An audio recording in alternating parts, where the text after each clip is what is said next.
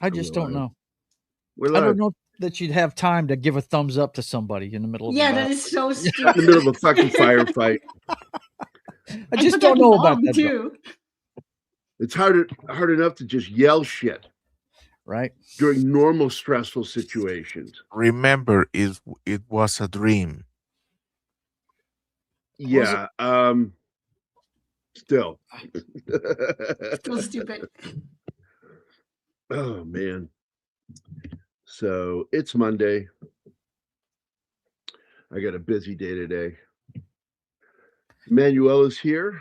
Who's first in the house? Gambit, Snorty, 11 Alpha. 11 of Alpha. course. Good morning, 11 Alpha. And of course, Emmanuel is here. Bonjour. What are we on? We're on X Rumble in this? Yeah. Yeah. Okay. I'll try and monitor the chats for you. Okay, somebody pops in on the other ones. Wade is here. Good morning, Wade. Wade had a bunch of pictures he put up from England. He went across the pond, sir, and visited a lot of sites, including Stonehenge. It's nice. a lot bigger than it is in Spinal Tap, you know. But I was there for one of the last years that it was open for you to just walk around. You can't go anywhere near anymore because people suck, so we can't have nice are things. Assholes. Yeah. I actually sat on one of the rocks and sketched it. And I don't know whatever happened to that artwork. It's gone forever. I think only one drawing I did that year is in possession of my English teacher from 7th grade. And she still has it hanging on a wall. I did that drawing of the Sacre Coeur in Paris. The one thing I didn't draw was Notre Dame. Wasn't interested. Why not? That's beautiful though. The thing I loved about was inside in the rose window, and I was blown away by the light coming through during day. It was just incredible the way it lit the room up. But did not much care about much of the stuff there. I mean, Eiffel Tower, Tout de Fer. I just it's overrated. I loved the Arc de Triomphe. That was beautiful to me. I love the architecture. That was really what I fell in love with Paris, is some of those old buildings. And of course, we were poor going to Europe, so our hotel was in Pigalle, which is the red light district. I'm 13 years old. First morning in Paris, I open up the little windows. It's not very big, but it's got French doors, and I open the doors and look out over the balcony down below. There's a hooker walking down the street in a. It's not a red dress, okay? It shouldn't be legally allowed to be called a dress. Like beef sticks should not be considered food. They're delicious, but they're not food. She was wearing string. It was thick string, but it was red, wrapped from just below her ass all the way up to the very, like the only thing I couldn't see was her nipples. I mean, it was incredible. And I'm 13 and I'm like, Dad, there's a girl wearing string down here. He walked to the window, grabbed me. I mean, full force over the face, lifted me up and pulled me in. He goes, you don't need to be looking at that. I'm like, I already saw it. You can't take that away from me. Right. It's, you know what I thought of as soon as you said that? That scene in Used Cars, whenever the hood flips up in one of those pirate friggin' commercials and the kid points at the TV set and says, look, bare tits. Bare tits. I love that movie. Kurt Russell's great in that. Oh, he is. What a great comedy. Man, I can't imagine when nobody knew who he was, man. I can't imagine what's going on in American teenagers when they come to Europe and just watch TV. Seeing all the shit that we don't censor. I'm in London. This is the night that Elvis died. The day, I should say.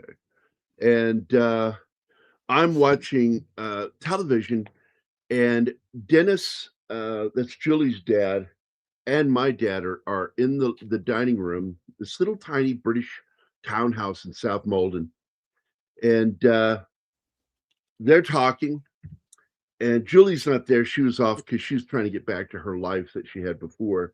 And Julie's mother, who is a survivor of one of the concentration camps, and she was a very nice lady. And I'm sitting there in the front room and on the rug, just sitting on the floor watching TV. And there's this movie playing, and it's by I don't remember what the movie's name was, but it was by Francois Truffaut. And all of a sudden in this scene I'm watching, this guy yells at Truffaut, who's in the movie too. And Truffaut turns to me and says, "Shut up, you motherfucker," but it's in subtitles. And I'm reading this and I'm like, and I'm looking around, like, is nobody gonna stop me from watching this? I'm like, and I continue watching, and the guy says, "Please do not speak to me like that. My mother is in the car." And Truffaut's character is like, "Well, if you would stop fucking her, I would stop calling you that." And I'm like, seriously, nobody's going to stop me from watching this right now. Not in Europe. Nobody stopped me. That was BBC One. BBC One. Words don't hurt here, They do now. Not really. Yeah, well, That's in the the fun UK they thing do about leftists. apparently. Yeah. That's leftists. The leftists have taken control. Well, all the websites that censor like crazy that I know are American. Words can get you put in prison. I was fixing to say, you can go to jail for what you say in England right now, young lady. I don't know if you've heard. Yeah, well, I'm still in the European Union, and you can say whatever you fuck you want. I understand that. I'm just telling you, UK. Yeah, For now. Martin. For now. Martin, for now. I do like that a lot of these revolutionaries are getting their asses handed to them in Germany. And I think it's fun watching the cops beat the shit out of these protesters. I saved $1,000. I was not close as I could have been, but I saw it. Stonehenge. Stonehenge. Oh, Stonehenge. Yeah, they roped it off. Mm-hmm. It's 1977. I was allowed to go amongst the stones with my dad, and it was amazing. I mean, to walk up to this monolithic, giant rocks and touch them, and nobody can enjoy that anymore. Why? Yeah, because idiots in somebody always scratching their ruined it. names everywhere. Well, They it's worse arrested than somebody now. in Rome for doing that to the Colosseum. The Look. fucking Colosseum. The reason why you shouldn't be allowed to touch things are because of people like me. And I'm in Paris. I'm in the War Museum. It's on the other side of the Eiffel Tower. And I walked into that old museum, and on the walls, it's got all these paintings, and there's armor all over the place. And then there's this flag. This was the flag that Napoleon flew during battle. And you can walk right up to it. And I'm touching it with my fingers just because it looks so soft. And as I touch it, a tassel fell off in my hand.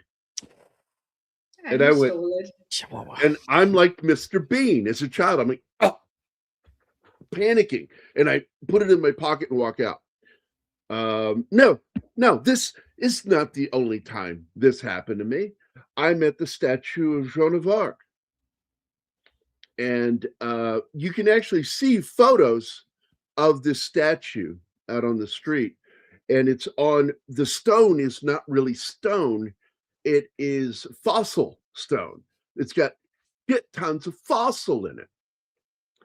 And I touched it and a big chunk fell in my hand again. And I'm like, oh my God, Mr. Bean. And I'm like hiding this thing.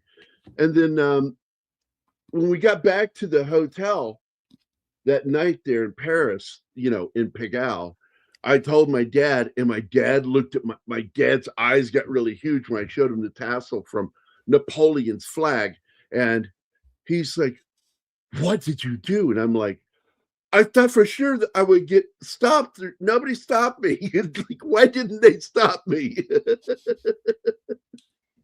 Yeah, you're like my daughter. My daughter's got to touch everything she sees. Everything. Yeah. That's how I take photos. See, I just talked to Danny about this shit, that I have spent a lifetime really not doing a lot of photography. I'm just not interested in it. You got tactile memory. Yeah. Yeah, he's looking with his hands. And I take snapshots with my eyes. And I remember things because I have eidetic memory. I remember it like really weird clarity.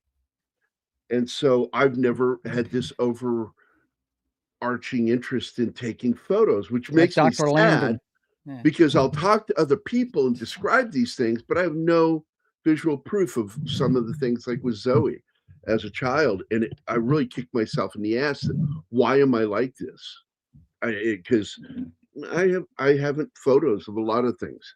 And worst of all the photos I did, there was over 1,000 photos from Europe when I went there, and Mexico. And thank God for my ex, Patty. She had a handful of photos on one of our vacations. Because all those photos I had are gone because my ex-wife threw them out, Tracy, Zoe's mother. That's all of Zoe's baby photos, too. She just threw them out because of drugs were more important. The sheer amount of graffiti on various monuments and historic buildings in Europe, especially Germany, is disgusting. Absolutely. Oh, Germany doesn't stick out. It's all over the place, except Croatia for whatever weird reason. It's not a problem there. I guess because Croatians would beat their asses if they did that. What movie is it where the wall graffiti's back on the graffiti artists? Demolition Man. No. That was no. Leslie Nielsen, Frank Drebin. That was it. Yeah, it was in the Q room where it goes to talk to their version of Q on that movie, and the wall spray paints on the people spray painting on the wall, and yeah, I remember that. That was great. I'm like, pissing back on them. That needs to be a thing. It really does. What's that, hon? Wasn't it pissing back on people peeing against the wall? No, it's painting. They were painting. Okay. Yeah, the wall would paint the people, and I thought that was funny as shit. That's impossible because it was from a movie you hate. The sheer amount of graffiti on various monuments. Yeah, okay, all right. But I don't know, man. I had that stuff all the way until our move to Springfield. Zoe and me. I carried this with me since childhood, and somewhere along the lines, it got lost when I moved here to Springfield back in 2004. Because before 2004, we lived in a town called Lebanon, Missouri. Lebanon, Missouri. It's sort of like Norfolk, you know. Right. When you go to Norfolk, Virginia, it's not pronounced Norfolk there; it's pronounced Norfolk. And it's not even a Southern accent that's doing that. That's an Eastern accent. That everybody on the East Coast kind of has this weird way of saying things, and we shorten the ends of words. Unwritten contractions. Yes. Yeah, Norfolk. And here in Missouri, you don't call it Lebanon, Missouri. It's Lebanon. Man, you live over there in Lebanon. And some people live over in Bodark. It's a French word, but give it to a Missourian. Oh, I love it when we get on the news, like when President Reagan landed at Barksdale and they tried to pronounce Bossier City, Bossier City. I'm like, look, you know, guys, I know it's a French spelling, but you don't pronounce it in French, okay? At least they try because of the French culture. Right. They're trying. In Louisiana, at least they try to pronounce it correctly. Yeah. And I find it funny because you find like somebody from France going into the New Orleans area over to the French Quarter, and they can still kind of understand the French, but the French they speak there, like in other parts of North America, it's old French. Yeah. Like old French. But they still can pretty much get around. And they understand it, but it's like an accent. The pronunciation's different. And then they throw on that Cajun, Creole or Cajun accent. Creole in there, and yeah, nobody understands that shit. Some people from Louisiana don't even understand it. Especially up here where I'm from. It's the one accent I can't do is because one of my closest friends from the Army, man, I can do the accents of almost all my friends, but I can't fucking do his accent. You know who did it really good in a film? I don't know the actor's name, but the one-armed guy with the shotgun in Southern Comfort, standing on the bridge, talking to him, telling him to get lost. Well, that was Brian James. Is that his name? He did a good job with it. He did. He was a friend of mine. He was a friend of mine. Okay. Yeah, I told that. I'm the person who made the announcement when he died. Really? I didn't even know he was dead, man. Yeah. Oh, fuck yeah. Cocaine blew out his heart. Ooh. Not good. He had quit, cleaned up his act. They did a movie over in Africa, and he thought, oh, there's cocaine here. I guess I'll do it one more time. Meh. All it takes is once. That's all it takes. Fucking killed him dead or shit. Because I'm friends with him and his family. But yeah, he did a really great job with that Cajun accent he had in that movie. He really did. Did a good job. A Louisiana National Guard second lieutenant in my IOBC class had the best Cajun accent and told the best Boudreaux and Thibodeau jokes. Thibodeau. Thibodeau. That's how you pronounce that. Thibodeau. Yeah. That's Leon. There's no R in there, buddy. Yeah. It's Thibodeau. Yeah. Yeah, I was shocked the day that he died. By the way, Davey, I'm like, what? He's dead, you know? And I talked to his. I can't remember if he's his older brother or younger, by just younger, like close in age. But I was talking to him that day, and I'm like, holy shit, you know, a Louisiana National Guard. Oh yeah, I read that already. Yep. Yeah, and it's not fuck, it's Norfolk. It's almost like a feck. Like the way the English or the Scottish say fuck. Feck. It's still a fuck. The Cajun accent can be heard in. Yeah, that's what he was just talking about, Gambit. That's exactly what he's talking about. I'll tell you who couldn't do it. Brad Pitt. He's terrible at accents. Which is why Louis has no accent in the movie Interview with the Vampire. Because in the book he had a very thick accent. You could understand him, mind you, in English, but he had an accent. Brian James plays a sort of Cajun French-speaking hillbilly in that movie. They were all hillbillies in that movie. If you were at National Guard, you were a hillbilly. And I'm going to tell you something. I fucking love that movie, but it is the single most inaccurate military movie I've ever seen in my life. Oh, yeah. Like that is not how the M16 works. I'm just going to tell you, if you saw that movie and you think that you could just fucking shoot those weapons at each other with blanks like that, no, you can't. You have to have it doesn't work. I showed that to Anima last night. Yeah. The clamp. I showed her how it works. It looks like a C clamp, and you put it on the end of the weapon. Clamp. It fits over one of the rings on the muzzle. It slides right in there. Weapon, yeah. And then you screw the little rubber stopper into the barrel. Yeah. And all you have are the exit ports on and they don't have a 1 in that movie. Cracked me up when I saw it. Well, it cracked me up when they were all sitting in a line just firing away with blanks. Full automatic. Like that's not how the M16 works at all. Do that. No. National Guard, you know, and I get annoyed with people when they show National Guard in particular, like they're a bunch of podunk fucking rednecks. They're like, trained just like we are. They go through basic training army. just like we do. Have you never heard of the backdoor draft? Yeah, backdoor. That's what it is. Backdoor. It's a backdoor draft. 1991 is when it really started with them being deployed a lot. In Desert Storm, all my friends, I had just gotten out, and all my friends went in an engineering battalion I was in to Iraq. They are a huge part of the military now. National Guard. Yep.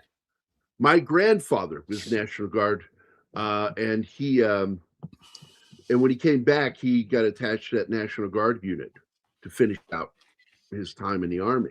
And man, people don't fucking understand, and that's that typical Hollywood thing where they don't know shit.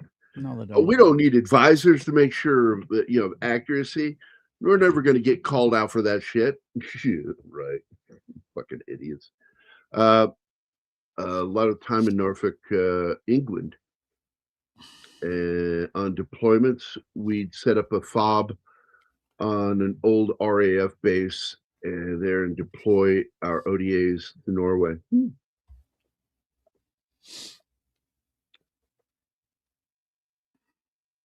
So this is a great movie.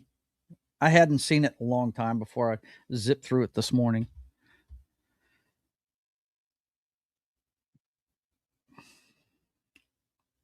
This came out in what, 2000? And the next year he won for Gladiator, didn't he? I mean, yeah. I think it was the next year. Wasn't it 2001 when he won for Gladiator? Yeah. I think 2001. Yeah, because they both came out in 2000. One of the interesting things is this is one of the few films where the title didn't change once it became a porn parody. Oh, God.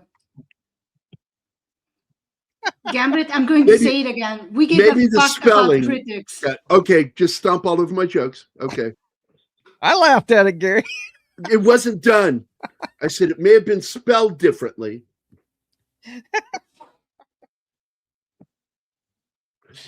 Oh my God. I'm glad at least one of you fuckers got my joke. I don't know about the chat.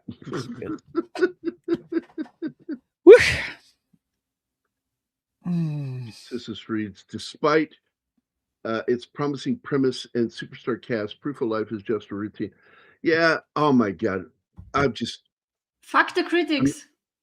I'm not going to read any of the critic quotes because these are the same people that said Star Wars was a rehash of everything that had come before it and sucked.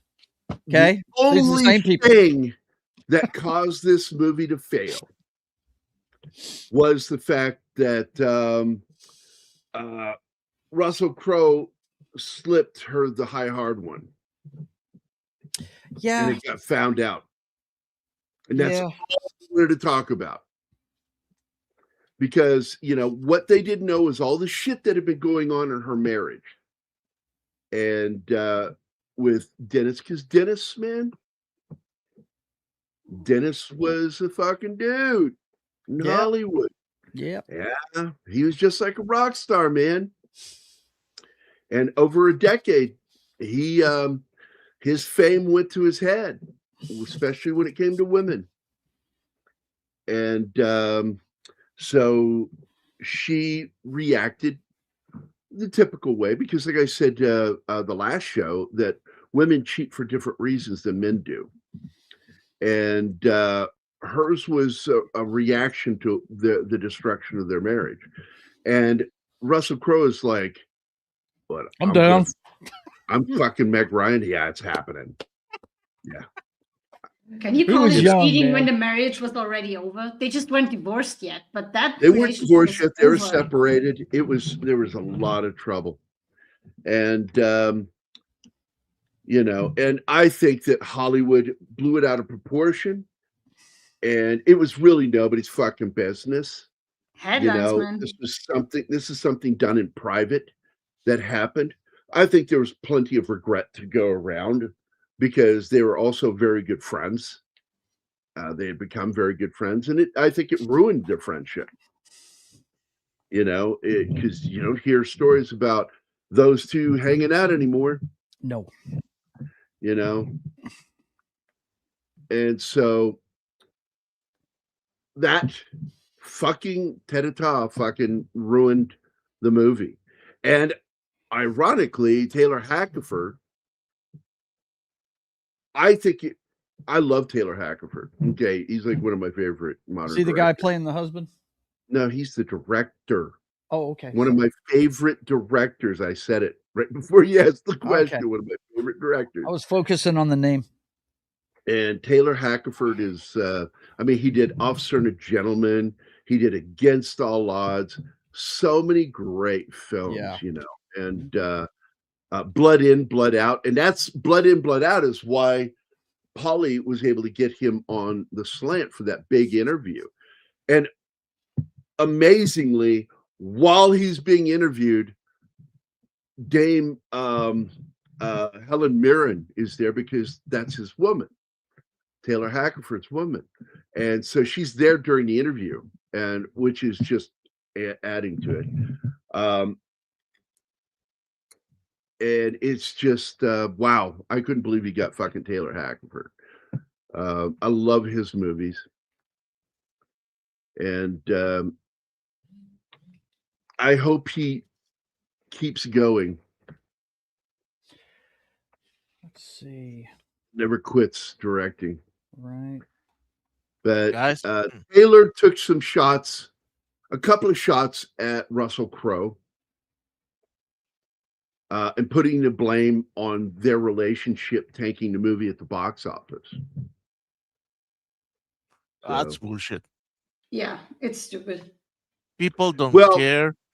Russell Crowe shot back at him. He called him an idiot. Called him an idiot. Called Taylor Hackford like an idiot. And I'm like going, he really was. He shouldn't have said that. That was way out of turn. There's just, what the fuck are you doing, Taylor, saying that? Mm-hmm. And I'm sure he regrets it now, having said it. I think it's unprofessional to talk about that shit. But I think the most he should have said, there was some personal information got thrown out there. Nobody's fault that this stuff happened. But then he also threw in there that he was a difficult actor to work with, challenging, I think was one of the words he used, and that he was constantly asking questions. But then he demands a lot, but he also gives a lot, and that's a compliment. Yeah, that's what I'm getting ready to say. He asks a lot, but he also gives a lot in the same sentence. And I'm like, well, that's kind of a compliment, not backhand. It's an actual compliment, but it's the other stuff that pissed Russell Crowe off, and he called him an idiot. By the way, David Morse is one of those great actors. He came up on a little show called St. Elsewhere. And, yeah. I'm a big fan of his work. He is a legit, serious, dramatic actor, not a method actor. He's a genuine fucking actor. Mm-hmm. And he did a film that I want to watch with Danny called The Crossing Guard with Nicholson, written and directed by Sean Penn. Sean Penn wrote and directed 2 movies, The Pledge and that one, and I think they're just great fucking movies. And I am such a fan of those 2 films. And I'm like going, I'm serious. I had this conversation with Charlie many, many years ago. And I'm like, Sean Penn? And we'd keep talking, great movie, blah, blah, blah. And I'm like, Sean Penn. Like, dude, yeah, Sean Penn. Right. Yeah. I'm like, really? Fucking asshole can actually write and direct. Hate to interrupt, but Snorri has to go, and I haven't run his video, so here you go.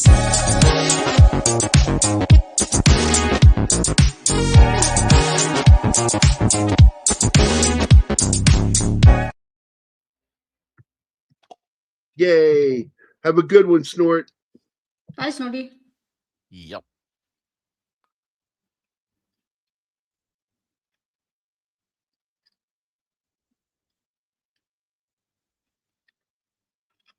I'm reading that. Now I'm reading this. All right.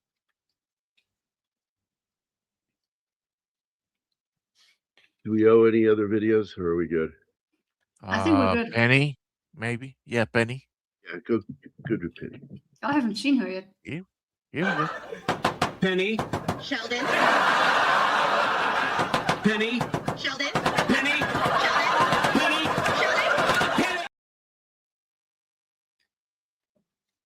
Sheldon. I'm going to skip coffee today. I'm actually having this today, and I'm here to tell you these don't taste good. What is They it? really don't. It's by a company called Salud, and it is energy and focus drink. It's got 200 milligrams of caffeine, 350 milligrams of theanine. It has B6 and B12. It's just an energy drink mix, and it says dragon fruit. And I'm here to tell you, it tastes like feet. Dragon fruit tastes like nothing. It's like chewing water to eat dragon fruit. I'm just here to tell you that it's not sweet. It has no real flavor other than like it's sort of like when you smell feet, you're actually tasting it too. Why are you drinking it? That's disgusting. Because it has zero sugar and it's got a crap load of caffeine. Yeah. That would not be reason enough for me. If it tastes disgusting, I'm not having it. I prefer, I also don't like waste, and that's the other reason why. Yeah, neither do I, but I have my limits. I don't. When it comes to gross. I've eaten insects. Ew. By the bushel. And like when you're out in the field in the army, you're not getting those bugs out of your food. You're eating them. Just letting you know. And you don't ever pass up a hot meal out in the field. Ever. And we were down there in Louisiana. And good googa mooga, let me tell you. Everybody's sitting there trying to get the bugs out of their food, and I'm just like, and they're like, how can you do that? And I'm like, you know, what did the British say about for God and country? Yeah. Yeah. Do it for the crown. Take I couldn't do that. Take one for the team. Meg Ryan was trying to oddly shift up her career by doing this dramatic film because she was the queen of fucking romance. Rom-com, yeah. Yeah. That was her fucking thing, her niche. But she was getting older and she was afraid that, you know, what's going to happen to her. So she wanted to prove that she could be in a movie like this. She did fantastic. It's behind the scenes stuff that hurt her. It killed her career. And it shouldn't have, because it's nobody's fucking business. Oh boy, this is one of my favorite stories. I do have that video. I sent it to Martin last night. So this is the rugby scene where Russell's character goes to see his son. And at a boarding school. At the boarding school. And it's a real boarding school. And those kids are actually all boarding students, as is the young actor that plays his son. And that young man grew up and ended up serving in the British Army and did 3 tours in Afghanistan. Combat soldier. And I thought that was just a fascinating story. But the funny story is the behind the scenes story. Now, I did some effects here because the last time I showed a clip from the Graham Norton Experience, whatever he calls that show, we got claimed. So I tilted it 15 degrees, the screen, and I added some video effects to it, and I lowered the pitch by 1 point. as well as added piano to it. So I'm hoping they don't fucking claim this story because this is a great story. But we're not going to talk during it because all that talk would be lost. Because if we get claimed, I'll have to cut it. So here you go, guys. This is the moment that Russell Crowe met a future movie star. Russell, you met Fat Cavill. Yeah. He definitely wasn't Fat Cavill when I met him at 16. No. But we were shooting here in London a movie called Proof of Life in 2000, and there was the opening sequence of the film was shot at Stowe College, and we went out there, and there was a kid there called Merlin Hanbury Tennyson who was playing my son, and in a break of the shooting, which was actually, there was a rugby union game going on, and there was one kid on that field who was very fluid and in control, so it actually caught my eye, and I was watching. Then that kid that was fluid and in control came over to have a chat, but all his questions were about acting, and there was just a smile in his eyes, but there was something dead serious behind that smile. So instead of not answering the questions or whatever, because you get asked these questions 100,000 times, I told him the truth, in the brief moment that I had with him. And put it in front of him that, it's a challenge that's up to him, nobody's going to give it to you. A couple of days later, I was putting a package together for the kid who played my son, because I figured the greatest thing if you're at boarding school must be unexpected mail, right? Yeah. So I thought, I'll put one together for that other bloke. And I remembered his name because he'd been very clear, and he said it. He didn't say, "Hi, I'm Fat Cavill," but he did say, "Hi." You should have done that. Wouldn't have the same sort of, power to the message, would it? Yeah. Dear Fat Cavill. So, and what Fat Cavill is Superman. It's very interesting because I had two of the same photographs, and for the one that I wrote for Merlin, I put on it, "You come from a long line of generals." It was a photograph from Gladiator. He went and joined the army. 3 tours of Afghanistan later, and now he does close personal security here in London. Wow. And on Henry's, I put, "Journey of 1,000 miles begins with a single step." Basically, if you want it, you go and get it, Yeah. 12 years later, and it was probably 3 months into working together, I finally said to him, "Do I know you from somewhere?" And he got this little smile in his eyes and went, "Do you remember going to Stowe School?" And I was like, "Yeah." And he goes, "Do you remember a kid that came and talked to you about acting?" I said, "Really? What did I say?" And he said, "Well, you said they pay you pretty well, but they treat you like shit." I said, "Yes, Henry. That's exactly what I did." How? There you go. That's funny, but true. I love that story. Yeah. There's so many funny stories that I catch on Graham Norton's show.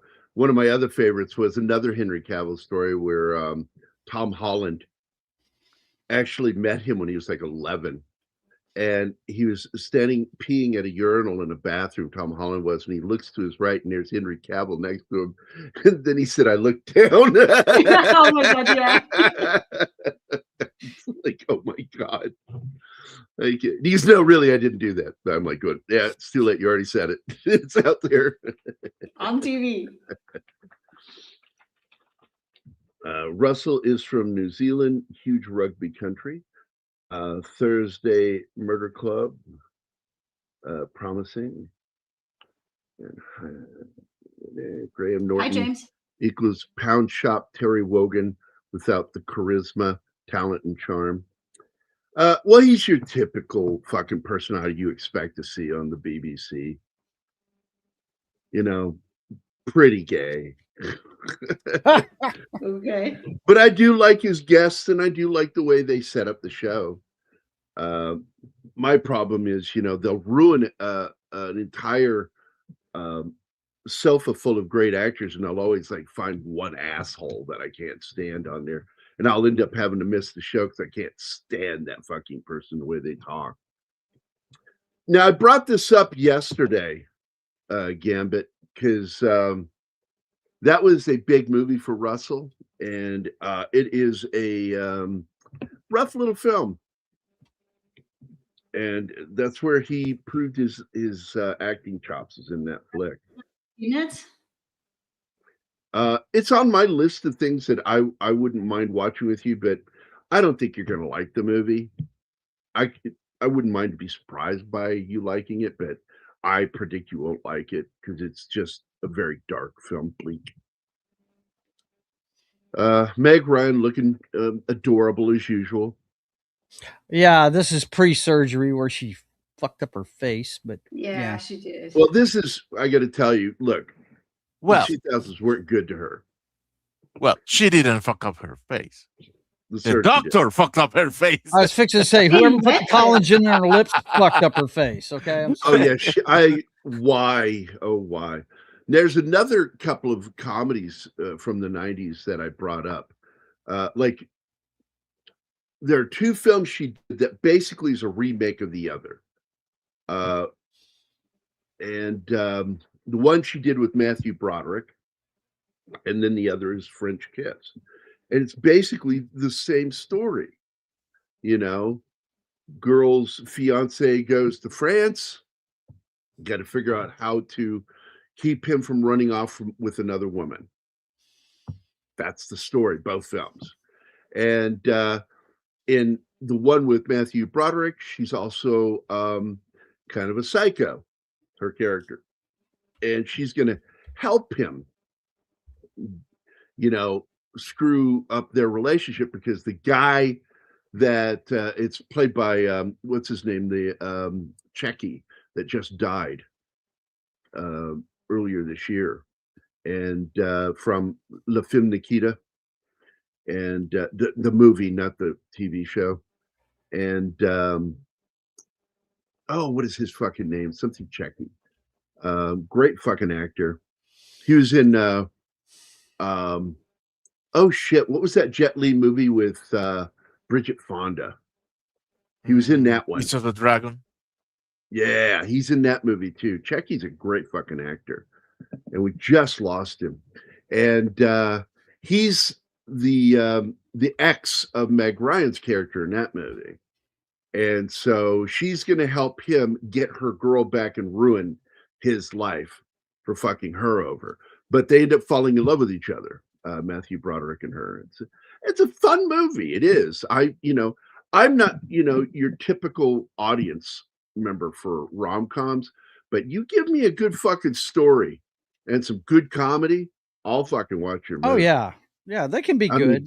Jerry Maguire is one of my favorite ones that was ever made. Fucking love that movie. Mm-hmm. You had me at hello. It's a great movie. The last one that I watched with Meg in it really was the Hugh Jackman one where he comes Kate back. and Leopold. Well, Kate and Leopold is one of the other films. It's on our list. We're going to do it for her birthday in November.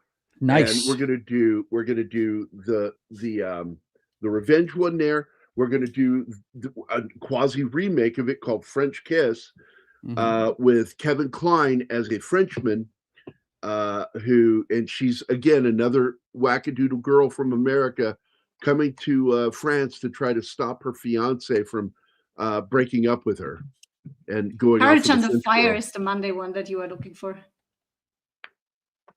And Courage Under Fire we're going to do for Military Monday. I was mind blown when I saw that trailer. I had no idea she did a movie like that. Love Courage Under Fire.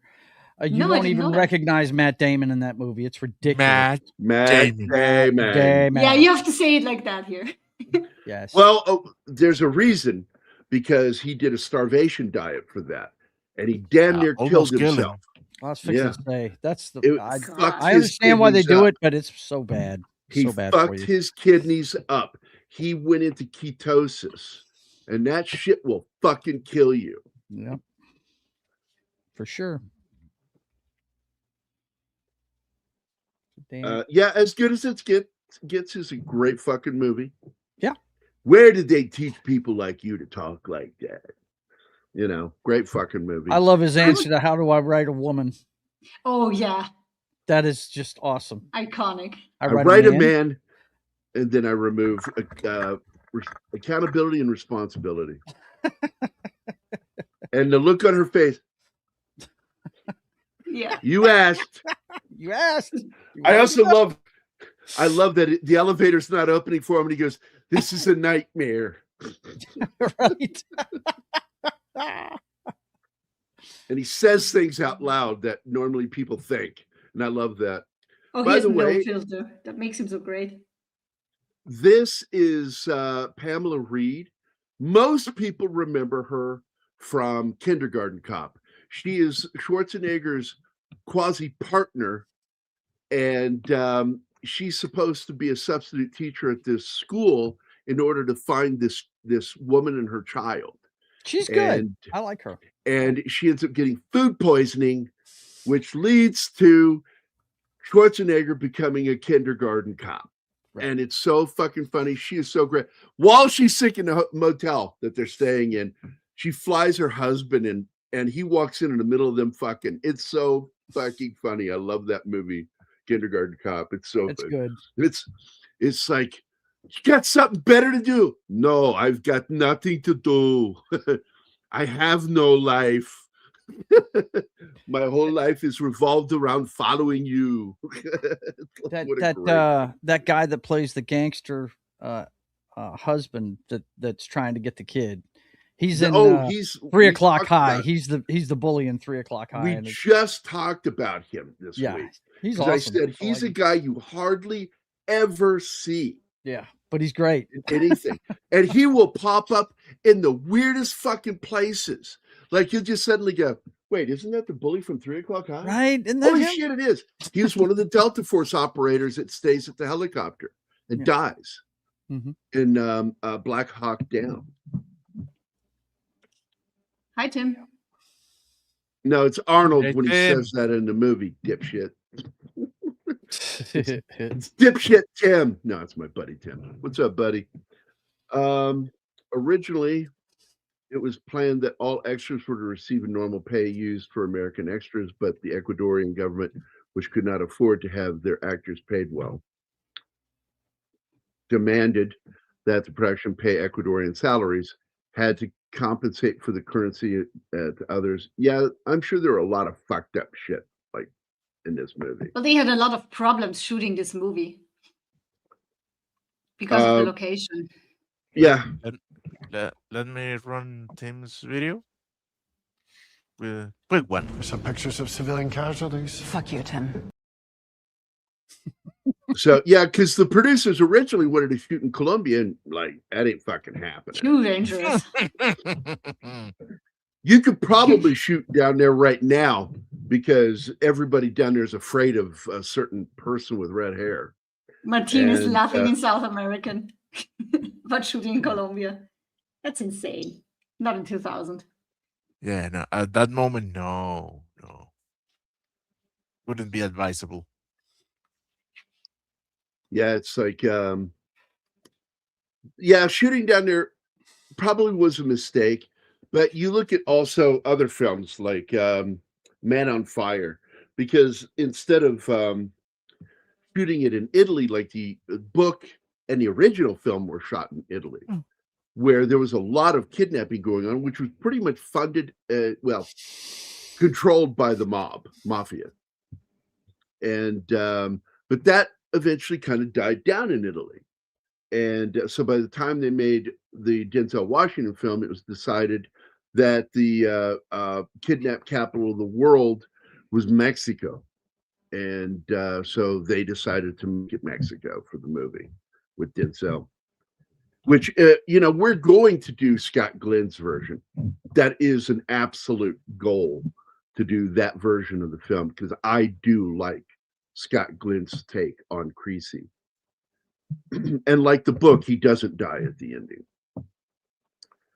So I love all the State Department stuff. You see a guy, State Department, that guy's fucking CIA. He's a spook. It's not fucking State Department. So they're about to find out that the company that he was going to be building this dam for isn't going to cover for his kidnapping her husband. Because he has no insurance for that, because he's just an engineer, so they save money, which sucks. And one of the interesting things about this film is that imitation of film to real life, because while she is down there shooting this film, she's banging the lead, the male lead in this film. And it's ironic that that's kind of what's happening in the movie too. So art imitates life. Great cast, by the way. This guy's a good fucking actor right here. Yeah, he is. So many fucking films. Like, I'm serious. The cast you've got in this, you've got Pamela Reed playing the sister of Peter Bowen. A very annoying sister. The amazing David Morse. You have David Caruso right after he committed career escicide. Right. This guy here is Anthony Hild, and like people will go like, "Well, I don't know who that guy is." Yes, like, you do. You've seen him in plenty of stuff. He was Dr. Frederick Chilton in Silence of the Lambs. The Lambs, yeah. He's the one he has for dinner, right? FBI interrogator in X-Men Last Stand that makes the mistake of questioning Mystique. He plays Dr. Chilton again in Red Dragon. He's Simon Canton in Deep Rising, one of my favorite monster movies. And it should have got its sequel, which would have been King Kong or Skull Island. Let me just like talk, oh my God, like so many fucking things he's been in. Like, good grief, man. TV shows. He was in the mini series about Benjamin Franklin, which was a really good mini series back in 2002. Proof of Life. He was on Frasier, in the X-Files. Like, this guy was everywhere. He's one of those actors that you always saw. He's directly connected with Star Wars because his first start with Star Wars was as a narrator for some of their stories, like Children of the Jedi, Darksaber, the New Rebellion, Shadows of the fucking Empire, which was great. I fucking loved that one. That was done like a movie. And he's in The Time to Kill. He's in Poltergeist: The Legacy, which was the TV show, which I liked. Let's see. He's in the movie Kiss of Death, which was the kiss of death for David Caruso's career.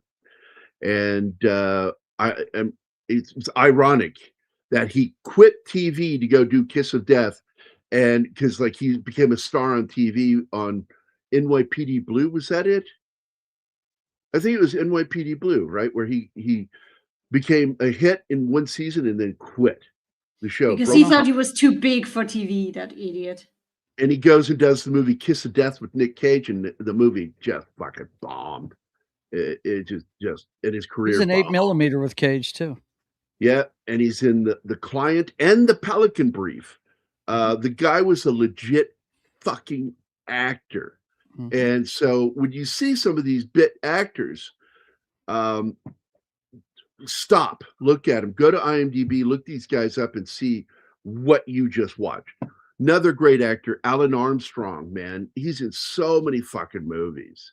British actor. Then Margot Martindale is in this.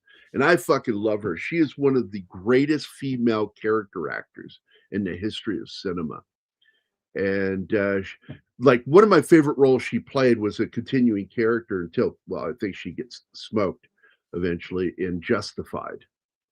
And she played the Ma Barker of that show that had her family that like was doing everything from selling meth to booze, illegal booze and shit. Just a very criminal family. I like Gottfried John. He was in Goldeneye. Yeah, Gottfried John is absolutely, he's the Russian major. And that smiles at Pierce Brosnan when he hides behind the explosive. Right, like, are you serious, to walk bro? slowly out with a cart full of those things. And he just smiles at him like, you're really doing this. You got your balls hung out there. He was great in that movie, man.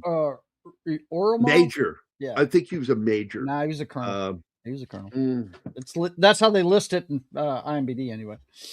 IMDb, awesome. I always say it backwards. Baradace.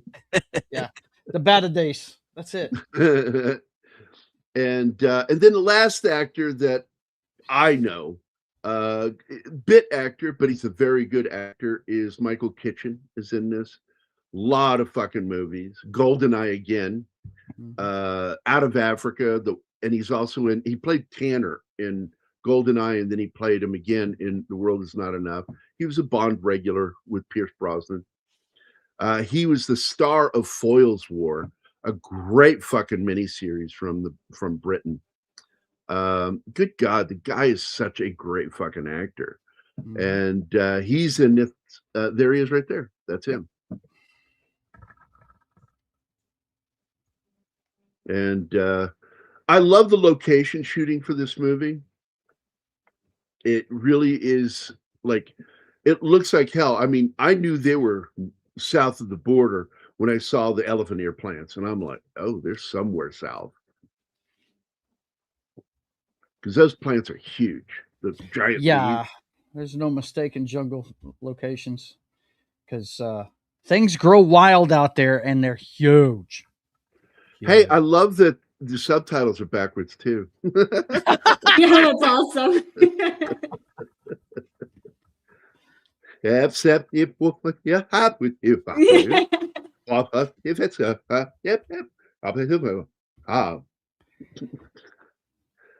that's Robin Williams talking backwards. That's where I learned to do that. I learned it from hearing how he did it, and I went, "Oh, I could do that. That's not hard at all." Now, if I could just be funny. Yeah, Sandra, they married each other over Dennis Quaid.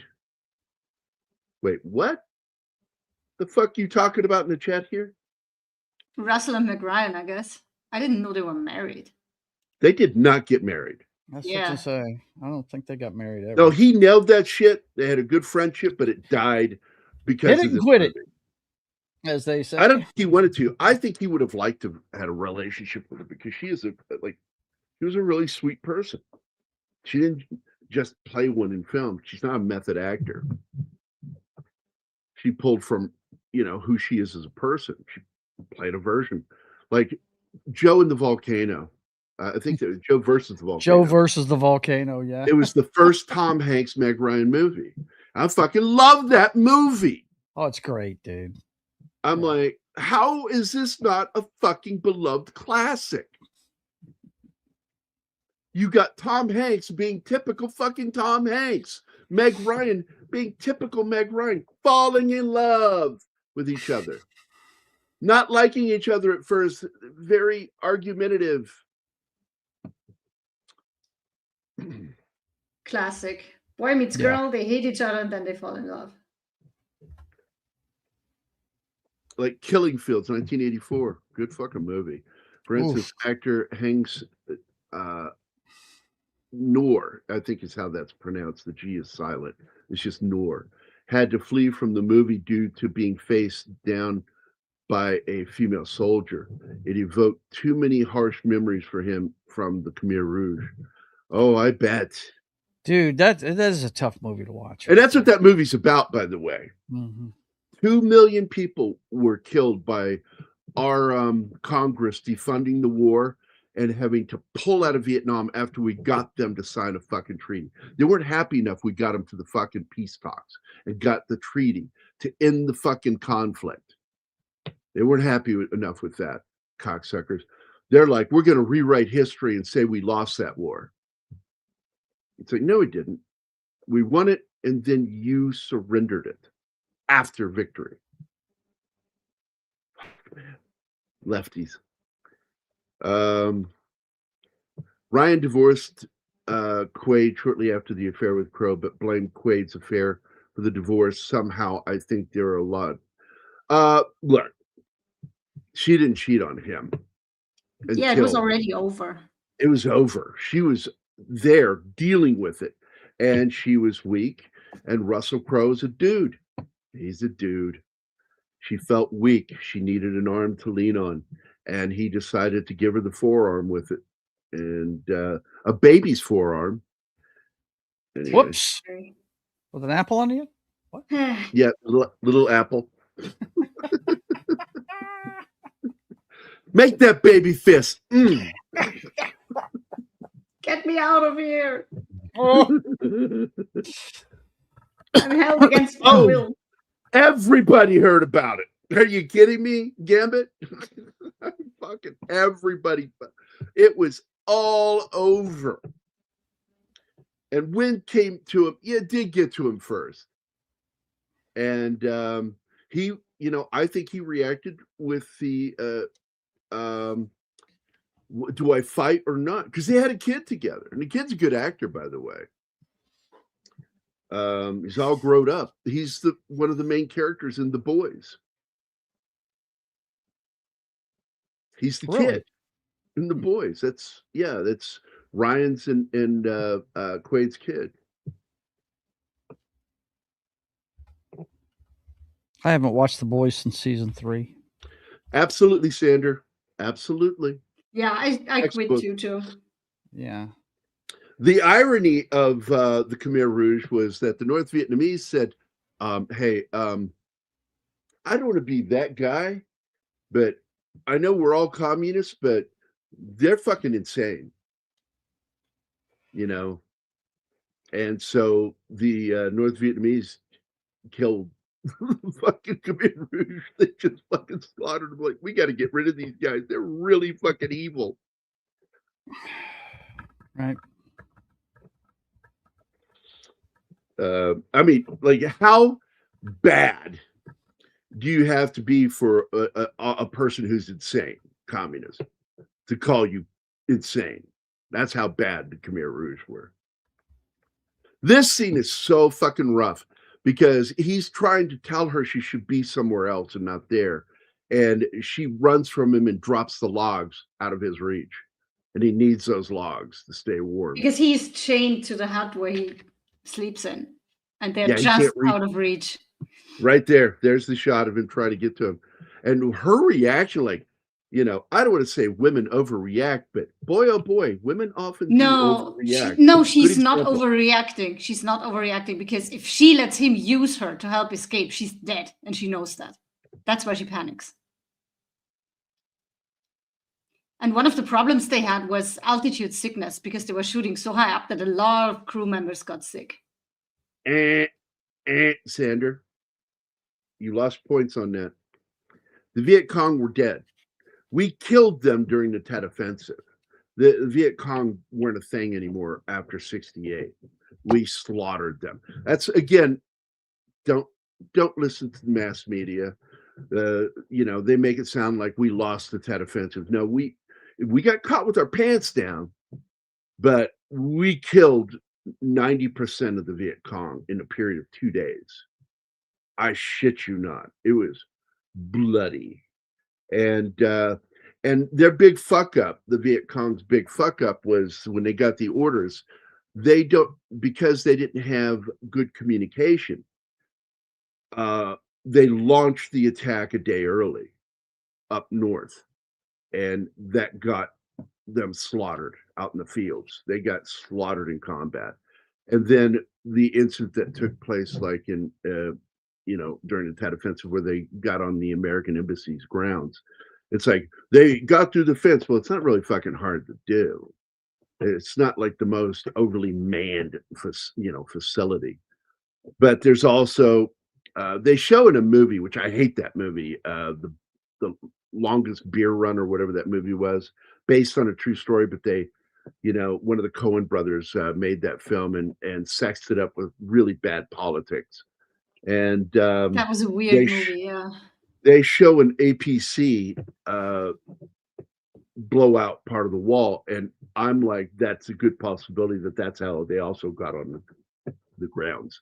That South Vietnamese military vehicle was used. And look, man, we couldn't trust the South Vietnamese all the time. I mean, they were hard to deal with, the ARVNs. Like, man, they would just as soon throw their weapon away and run off into the jungle. And Charlie don't surf. But little history lesson for you. Oh, it's from the movie you haven't seen yet, and I don't want to ruin it for you. Okay. It's Robert Duvall in the movie. Duvall says that line. That's right. Yep. An Apocalypse Now, which is a great film. Not a very realistic Vietnam film, but a good Vietnam film. Yes. I think my favorite moment is when those Huey helicopters, gunships are coming in. and the Slicks. Flight of the Valkyries is playing. Got the speakers on the bottom of that fucking helicopter blasting Flight of the Valkyries. Yeah, right. Terrifying the Viet Cong. They're getting ready to go slaughter because they'd never heard Wagner in their lives before. That must be well, it's a fucking horrifying song to somebody who doesn't know Wagner. This sounds like the apocalypse coming. You know, I love the Ride of the Valkyries, man. That is probably the most famous scene in that movie. I mean, wow.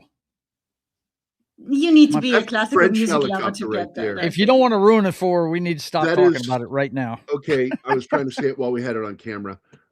It's gone. That was a French helicopter. It was one of the first helicopter models I ever built. Nice helicopter. I really like that. Is it the one that the Blue Thunder was based on? No. Okay. It was a military gunship used, and I do believe it was actually made in Finland, but prominently used by the French. French Foreign Legion used it. I saw a handful of them. The crew Coppola shifted their program to Philippines, and they used the Philippine Army. And they went off at one point. They did the helicopter scene, and then they had to fly off to go fight a battle, a real battle. And then they came back to finish the movie. Apocalypse Now, man, got some insane fucking Heart of Darkness. Watch that fucking documentary. It's like, man, there's a reason the star of that fucking movie had a heart attack while making it in his fucking 30s. Oh, wow. If you want the abridged version of that documentary, see Production Hell from The Critical Drinker. And George Lucas was directly involved because he's best friends with Coppola. And not only that, Harrison Ford is in the movie as Colonel Lucas, named after George Lucas, who never served a fucking day in his life. Neither did Harrison Ford. Let's see. The Arvin became a capable army by the time of the invasion and defeated the NVA in battle. Then the U.S. Congress and oh my God, don't even get me started, Alpha. You and I need to just do a discussion show one day about fucking people, everybody's misunderstanding of what happened in Vietnam. Like, we never lost the battle. Well, bases got overrun. They get overrun, they'd back off, and then they'd come back and slaughter whoever overran the base that they were stupid enough to still be there. You know, and that's how we fucking fought. Don was in the middle of one of those, being overrun. He got overrun. That's how he got wounded in combat. Shot in the ass. Got in the chest. You always. We don't count that one.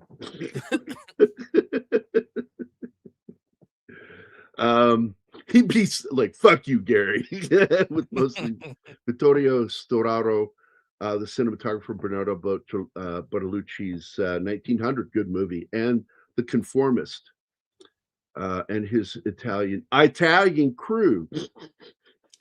Let's be you have to say it like that. Politically incorrect today. You know, they're my Italians. James, we were always friends. Billy Joel. And we all know Elslov Wagner. Oh yeah, the little Austrian painter that Austria kicked out of Austria onto the world. No, we just didn't want to have anything to do with it. Yeah, you can say no all you want. It's what you did. History is what it is. Because Coppola blame the Germans. Go and blame the fucking Germans for him, okay? Well, I've always said that even if old Adolf hadn't been who he was, they would have found somebody. They were looking for somebody to be the face of the party, and Adolf just fit the bill. Because a lot of the guys that were the most evil in the party weren't really him. It was the people that they say were under him, but those guys were actually the ones in charge of doing shit. Let's see. The usually Philippine happens. Army did not have AH-1s. Cobra gunships are a problem. Yeah, that's why you don't see any. Yeah. By the way, one of the things I liked that they did in Apocalypse Now too was that they used bottle rockets to give you the feel of tracers. Yeah, I noticed that in that movie. I was like, those aren't quite tracers, but I did not know it was bottle rockets. That makes sense. Yeah. And it's another great fucking movie that was originally penned by John Milius. And I love that during a convention where he was doing a Q&A at a special showing of the Apocalypse Now Redux, as he called it, that somebody asked the question, what are your favorite lines that you wrote in the screenplay in comparison to what Milius wrote? And he goes, well, all those favorite lines you like to quote from the movie, those were all John Milius. I did not write any of them. That's how good of a fucking writer he is. But then he ended up calling in Michael Hare, who is best known for writing one of the greatest Vietnam War novels. And it's not really a novel, but it is, because he got caught lying. Michael Hare got caught lying and making up some of the stories. So you can actually call his book Dispatches, even though My Boss is in that book. Dale Dye is in that book. He talks about Dale and some of the shit he did. He also talks about Sean Flynn, Errol Flynn's son, and his buddy disappearing. They decided they were going to go off on a motorcycle into Cambodia and, rough it and do some interviews with the Khmer Rouge. They were never seen again. Yeah, because that's a great idea to do that. Somebody's like, would you think they got captured? I'm like going, no, I think that they got smoked and buried on the side of a road somewhere, left to rot and be jungle food. That's what I think is what happened to them, which is why you'll never fucking find a trace of them. It doesn't look like The Godfather 1, 2, or 3. I wish they had made the original script of Godfather 3. I also wish they had gotten Winona Ryder instead of Sofia Coppola. She cannot fucking act. Now, just like in real life, as in the movie, as I said, art imitates life. You can actually see the chemistry between these two, and it's real. Yeah, that's not acting. The way they look at each other, that's real. Yep. Way to go, Gambit.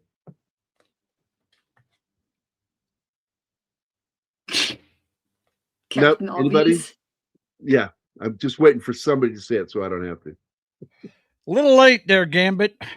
As always. Hey, I'm going to tell you. Like 10 minutes behind at least. It really helps if you're going to copy and paste to actually know what the name of something is. It's not that is the name. Valkyries. Ride of the Valkyries was an Easy Rider.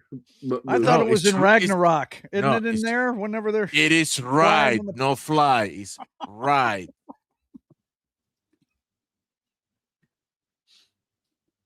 Yeah, I'll correct all the albums. He chose to join the Royal Bavarian Army. Braunau was disputed territory between Bavaria and Austria. Bavaria used to be part of Austria until Germany fucked it up.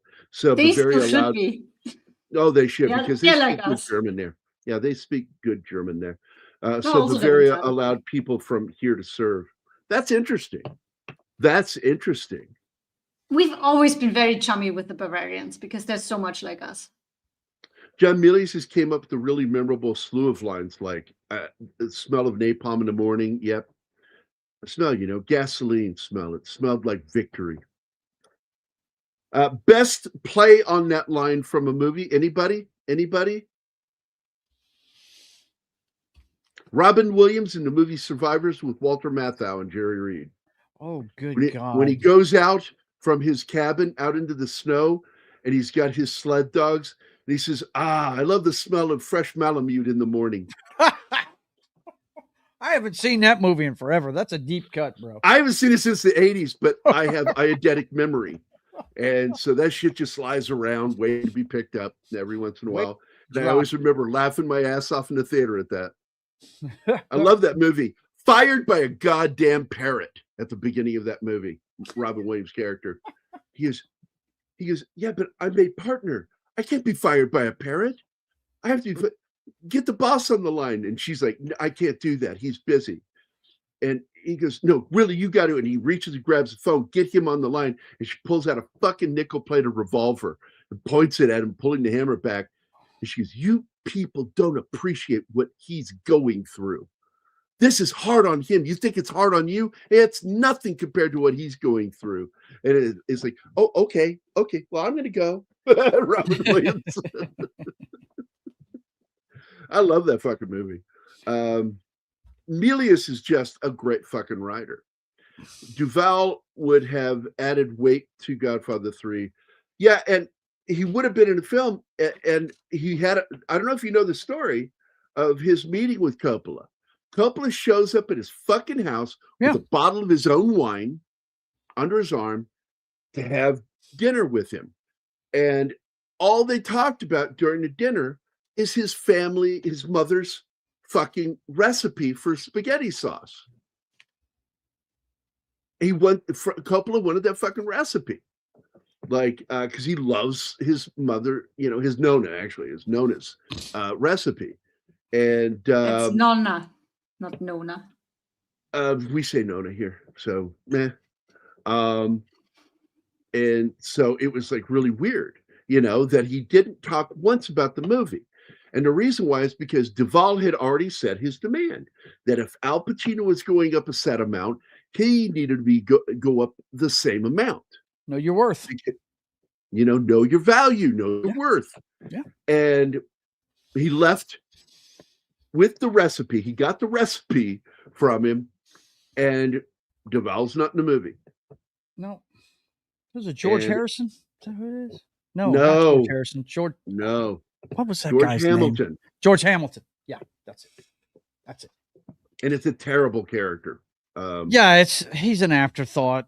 Nowhere near the power of the consigliere. Yeah. And because Winona wasn't there, they had to rewrite the character for Sophia, who could not fucking act, to save her life. Yeah. Seriously, they put a gun to her head. Fucking act. Couldn't do it. Yeah. She couldn't do it.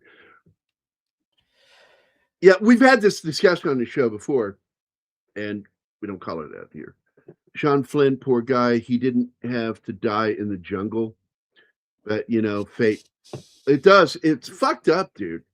And it was, look, he was, a lot of people don't know this. His dad was an adventurer, too. There was a little bit of Ernest Hemingway and Errol Flynn.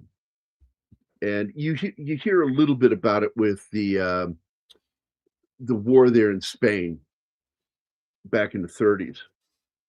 And he was a drunk. And he ended up kind of like Ernest Hemingway, getting caught in a situation. That asshole with the red bandana on the head.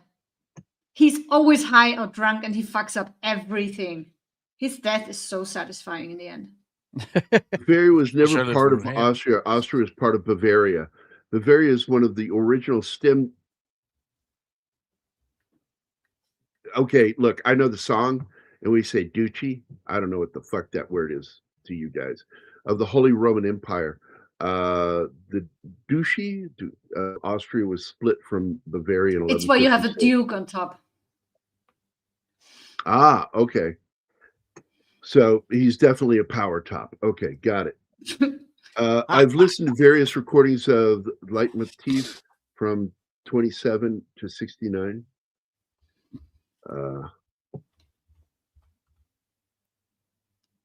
Well, wait a minute. Is that leitmotif? Leitmotif just means theme. It's a theme that goes, it's attached to certain people or certain things happening and keeps coming up in Wagner's operas. Is that sort of like the word that you say, like, es tut mir leid? No. Light means leading. Word. It's leading motif. Okay, leading motif. Okay, gotcha. Like each character has their little melody that keeps coming up when the person is about to enter the scene. It's a thing that. Oh my God, James, that fucking story, dude. Michael Rockefeller's story is a horror story. Make a movie about that, and that's going to be a real fucking horror film. You think Cannibal Holocaust was bad? Fucking look what happened to that motherfucker. Yeah, it's fucked up, dude. Yeah. And each of those recordings sound the same, except the media outlets from each period due to those recordings were so different. If different recordings sound the same to you, you don't really know about classical music because every orchestra sounds different. Is the word pronounced with a soft CH or a hard CH? Is it Ducci or Ducci? Daci, I guess. I don't know. Because I know, like in Italian, you have DUCI, and I'm assuming it's the same word, or based on this, or it has the same derivation. El Duce was Mussolini. Yeah, but Language is 101, folks. DUCE, not I. Oh, I thought it was I. No, E. Duce, il Duce. Well, either way it goes, Yeah. doesn't argue against my question. No, yes. Which I haven't gotten an answer yet. It is. They derive from the same. I would say. It, Yeah, they it's the they same. sound very much alike. It's the same. That's interesting. I like that shit. That's fucking cool. Pass the Ducci. Yes, I know. Pass the Ducci around the left hand side. Fuck it. I'll tell you who didn't like that song. I played that song for her. She hated it. I'm very I get picky it. when it comes to music. I love that the third act of this film, because you get this great buildup to what's going to happen in that third act, and they deliver. That combat scene is so fucking good, and a lot of people miss it. That when Russell Crowe's character cuts that guy's throat, and it's brutal fucking moment. The way he's doing it, you know how he's doing it. He's doing it full combat. And you see that it's not a quick one simple movement like they like to show in movies. It doesn't happen like that. You've got to go through sometimes bone, but you got to go through the trachea. Yeah. And that's a lot of not hard an easy material. thing, yeah. The And cartilage, yeah. and it's like fucking nasty. And some of the blood, I think, went into his mouth, but that's not why he throws up. It's a split second. You see him vomit after killing the guy. And I've heard stories from a lot of my combat buddies that the first time in close quarter combat they had to kill somebody, they threw up. Because it's an inhumane thing to do, to take a life. Yep. Cannibals are not to be taken lightly. No shit. I guess none of those not. tribes that are deep in the friggin' Amazon need to be messed with, man. Good That's Lord. why the Rockefellers stay out of South America now. How about that one guy decided he was going to... Did you see that? What was it, a couple of years ago when that guy tried to go up on the beach with those people that had never seen people before? And he ended up getting killed by them? Yep. Yeah. No. These people... No. Look, people get this fucking stupid idea how things work, and they're completely not in reality. And they don't. They know think how, they are different. They are the one to it's change. going to be different for me. They'll understand. No, they won't. Killed everybody who tried, but you are different. Yeah, They'll right. be different. Yeah. And look, man, we call that thinning the herd. Hello. The Darwin Cannibals Award not winner. known for their sense of humor. I, for one, I'm in favor of taking off most of the wording of all the modern word and products and shit, and let nature run its course. Thin the herd. Darwin Award winners. What's up? If you find your shampoo it smells delicious enough as to drink it, go ahead. Give it a try. You stop putting warnings on things. Let nature take its course. Kids want to eat fucking Tide Pods. Maybe those parents shouldn't have kids. Duchy is pronounced like Dutchy. Dutchy is always correct. Yeah. Pass the Dutchy around the left-hand side. Yep. That was my guess. Because you say Duchess Wasn't too. there a journalist eating human brains with cannibals? I do Oh, yeah. Ew. that, James. Yes. Ew. Well, here's the thing. I hope you Here's the got thing. Kufu. They weren't filming the tribe that practiced cannibalism, and the implication was either you taste it or you will be tasted. Oh God. What do you expect? Why do you want It's to like, walk up if you do not eat the food we serve you, we're offended. And when we're offended, we eat you. Yeah, you become the main course. Yeah. But, I'm sorry, what is this food? Oh, that is the guy that didn't want to eat the food. Oh! Don't be that guy. Don't be that guy.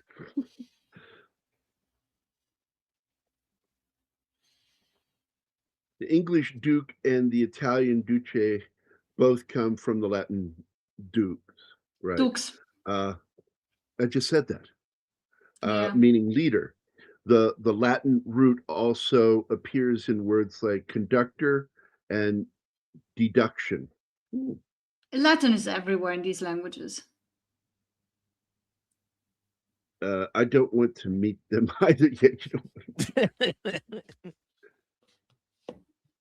I mean, like they showed a boat escaping at one point, and they're throwing fucking spears at the people on the boat. It's like, yeah. They don't want people. They want to be left alone, and that should be respected. One of the other great things with the character that he plays in this, Terry Thorne, is the fact that he goes through his own character arc through this film. And he's kind of a businessman that just knows how to do things. And he said, this is how you do it. This is it. And it's because of her reminding him about the human element that he becomes more engaged again. So engaged that he falls in love with her and then loves her enough to let go of her by the end of the film. But more importantly, he regains his passion about combat. So you know at the end that this is the beginning of a wonderful relationship. You know, that he's going to go off with his old pal and go soldier. Oh, yeah. They're high-fiving each other at the end of it. Well, I mean... Dino is his buddy's name, played by Caruso. Yeah. Yeah, I mean... He's going off. He was like, that was great! Yeah, that's awesome! Don't you fucking die on me! Don't you die on me! He's always doing this shit. I'm telling you, laughing. Oh, speaking of that, Downtown 2 is actually a soldier from that region, and Downtown 3, the guy that he's shouting at, he's one of the security advisors on the movie. That's why they know how to do this shit. And they only make one major mistake that bothered me. Which is done for movie drama. Yeah, man, I guarantee you the director pushed for this because it looks great in film, sounds awesome, but that is not how a machine gunner fires their weapon. No. They do controlled bursts. Yeah. And the reason why is they want to be on target. Yeah. They want to be on target. You also don't want to overheat your weapon. Yeah, because you can melt that fucking barrel. You lean on it too long. You know what I mean? And I do believe that was, oh shit, it was the European, I think, the FN version of the squad automatic weapon. It's very similar. When you look at it, you might mistake it for a saw, but it's not a saw. Okay. That he fires in this film. I remember when we were using 60s, when I was in, you had an asbestos glove with an extra barrel, just in case it fucking got too hot. It's woven asbestos, by the way. That can't be healthy. Well, I mean, long-term effects. Look, the military, public they don't care. schools, I was stepping over. They're trying plutonium. to kill us. We're fucking an X generation, man. Yeah, you can't kill us. No. Quickly. I was stepping over It takes plutonium decades to kill us because every day. asbestos in every school I went to. I mean, they'd fucking close the school right after I got out of it. Dude. And I'm like, you mean we had asbestos the whole 4 years we were there? The leaded gasoline. Yeah, leaded gasoline. Leaded gas. There you go. Leaded Yeah. paint. They tried to kill the X-Gen like decades it'll take to kill us. When I was on We Johnson fucking Island, survived that shit. I guarded chemical weapons, blood agents, nerve agents, blister agents. Yeah, And you mentioned that before. Every day I was I found this out completely just by being curious. There was a guy, looked like he had a metal detector, and he was painting orange circles on the asphalt outside our apartment. I was on the second floor. I saw him, and I went downstairs and I said, "What are you doing, man?" He goes, "Oh, we had a missile fall over," because it was a missile testing platform back in the 60s, right? And he said, "Oh, we had a missile fall over here back in the 60s, and we're just now getting up to cleaning up the plutonium." I was stepping over the shit every day. I'm lucky I even had a kid, man. I thought I was going to be sterile when I left that place. And that's 20 years after it happened, you know? I remember when I was 13 and I had communion after my confirmation. And I remember cracking a joke to my dad sitting in the pew when I got back down there for my confirmation ceremony. I walked back and I'm like going, it's not that great. It just tastes like flat bread. The body of Christ. The body of Christ. You know, two of the places I served in the military have class action lawsuits against them. Oh yeah, McClellan, because of the chemicals that were. I was at McClellan. Yeah, that's where they trained the MPs when I was in, buddy. And I was at McClellan Air Force Base in Sacramento. No. This is Fort McClellan in Alabama. Oh, Fort McClellan. Alabama. Yeah, around Anniston. Anyway, that's where they also Jennifer. Oh God. Spelled just like it though. But they trained all the NBC guys, nuclear, biological, and chemical guys there. And matter of fact, we hated those guys because we were in a 60-man bay for 4 months, you know, all the way through advanced training. We were in with the same group of guys, same drill sergeants. They treated us like we're in basic training for 4 months instead of 2.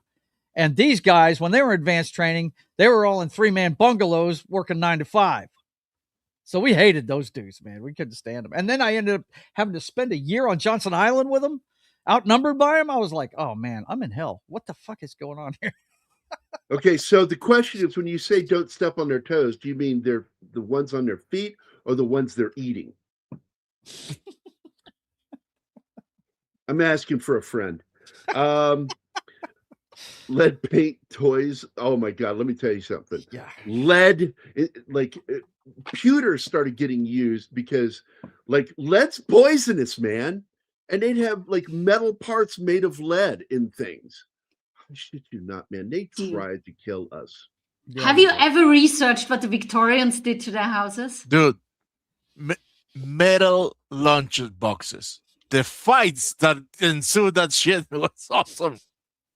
Kids trying to match each other with a metal case. Yeah, he wasn't interested in banging Meg Ryan. So it had to go to an actor that was, up for the job. Gen X training for zombie apocalypse since 1974. Goddamn right. That's it. It's officially a Jennifer Aniston Army Depot. It's a drop-off, not a pickup.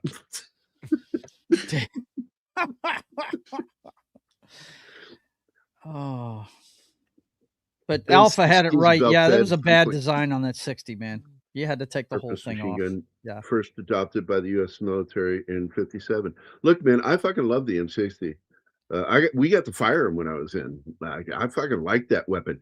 I remember our instructor walking out with the M60, and he, this is 1990, so he fucking wrapped the fucking belt over his arm and went out there. And there's this fucking old tank down there, like an M48. Old M48 down range, and he fucking goes, okay, here you go, kids, you were wondering, and this is the answer. He just fucking starts blowing down range with this fucking thing. The belt fucking moving over his arm up in there, emptied that belt, man, on that fucking tank. Didn't hit it once. Yeah. Can't hit shit doing it that way. He goes, did you see how many rounds those tracers hit it? Not one. That is why you don't do that in real life. This is a tripod bipod held weapon.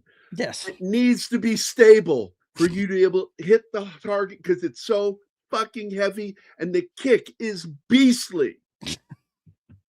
And that was before we got to fire it. And oh my God, man, Right. we're putting that fucking rounds down range, and you use the tracers. You don't. I don't. That's I how didn't you really aim it. look down. Yeah. Mhm. My eye is above the weapon. I mean, I can see the sights, but you're not using them. You're using the tracers. Right. What was it? To Every guide your fifth shots. round and the belt has a tracer Third. on it? Third? Every Okay. third. Yeah. Well, when I was in, every third. Okay. But it varies. I'm assuming it probably varies from group to group. But the reason why they do that is because of the fact that it's how you help aim your weapon. Like Yeah. if you're in a fucking tank firing a 30, you're not going to fucking be down there lining up. You're going to be fucking opening up. You're going to be either firing this way or you're going to be firing with your thumbs. We trained 50. to have it was a Jeep mounted weapon. The guy in the back ran it. That's either an M60 or a 30. It was an Having M60. seen- Yeah. Mhm. Yeah. Well, it's either one or the other. They don't put 50s. And by the way, they don't normally mount 50s on helicopters, but Don was on one that did Wow. mounted fucking 50s. And he said that thing shook like we were driving over rocks. Hello. That's a big freaking gun, man. Having seen the GPMG concept proven by the German MG42, which is a great fucking machine gun, the U.S. decided to develop their own to replace the aging Browning. Now, Browning, the problem was it was magazine fed, and that was all you had. You had to dump that mag after you fired full automatic, 2-3 bursts, and you got to reload. Done. And yeah. They Browning's a great fucking weapon, though. Oh yeah. Why didn't use a drum roll for a drum magazine for the BAR? That could have been. You would have thought so, but I don't think one was ever designed. Pretty heavy And- gun to begin with, isn't it? You know, back then the only drum weapon The was Tommies? the Thompson. Yeah. But in combat, you didn't see those drums. In combat, you had sticks, the magazine, you know, and they created a better weapon than the Thompson with the grease gun, which is the weapon of choice for Don when he was in. He had a submachine gun. He had the grease gun, fires 45. Nice fucking gun. I fired it too. I also got to fire thanks to Mike Beatty. It was just joking about it when we went out to that range, and his dad was the field trainer for the FBI at Quantico. He was the senior field trainer, and he walks up and he's got this bag and he sets it down on the countertop. It's just this flat board that goes all the way down the range for the shooters, and he set this bag down on there, unzipped it, and he's just looking at us. He's not looking at the bag. He's unzipping the bag, looking at us, watching us, and then he slowly pulls out a fucking Thompson. And you would have thought we just got to see our first porno. Oh, Really? okay. I've never seen one, but I'd love to shoot one of those things, man. Woo! Oh my God. And he fucking loads it. And he fucking aims down range, fucking squeezes off.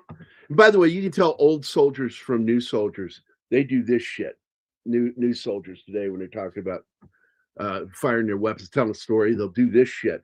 Whereas we do it like we're actually shooting the weapon. Right. You don't do this when you're shooting the weapon. You do this. The only reason why you'd hold it like that is if you're in mop gear trying to friggin' see through one of those lenses. You know, that's the only time you do that. Mop gear. Yeah. Oh my God. Are we paused for a reason? Cam. Oh, I wanted to talk about the machine gun here because you actually got a glimpse of it there. And a lot of people easily could mistake that for the saw. Yeah. Because it's short, compact. It's very similar in design.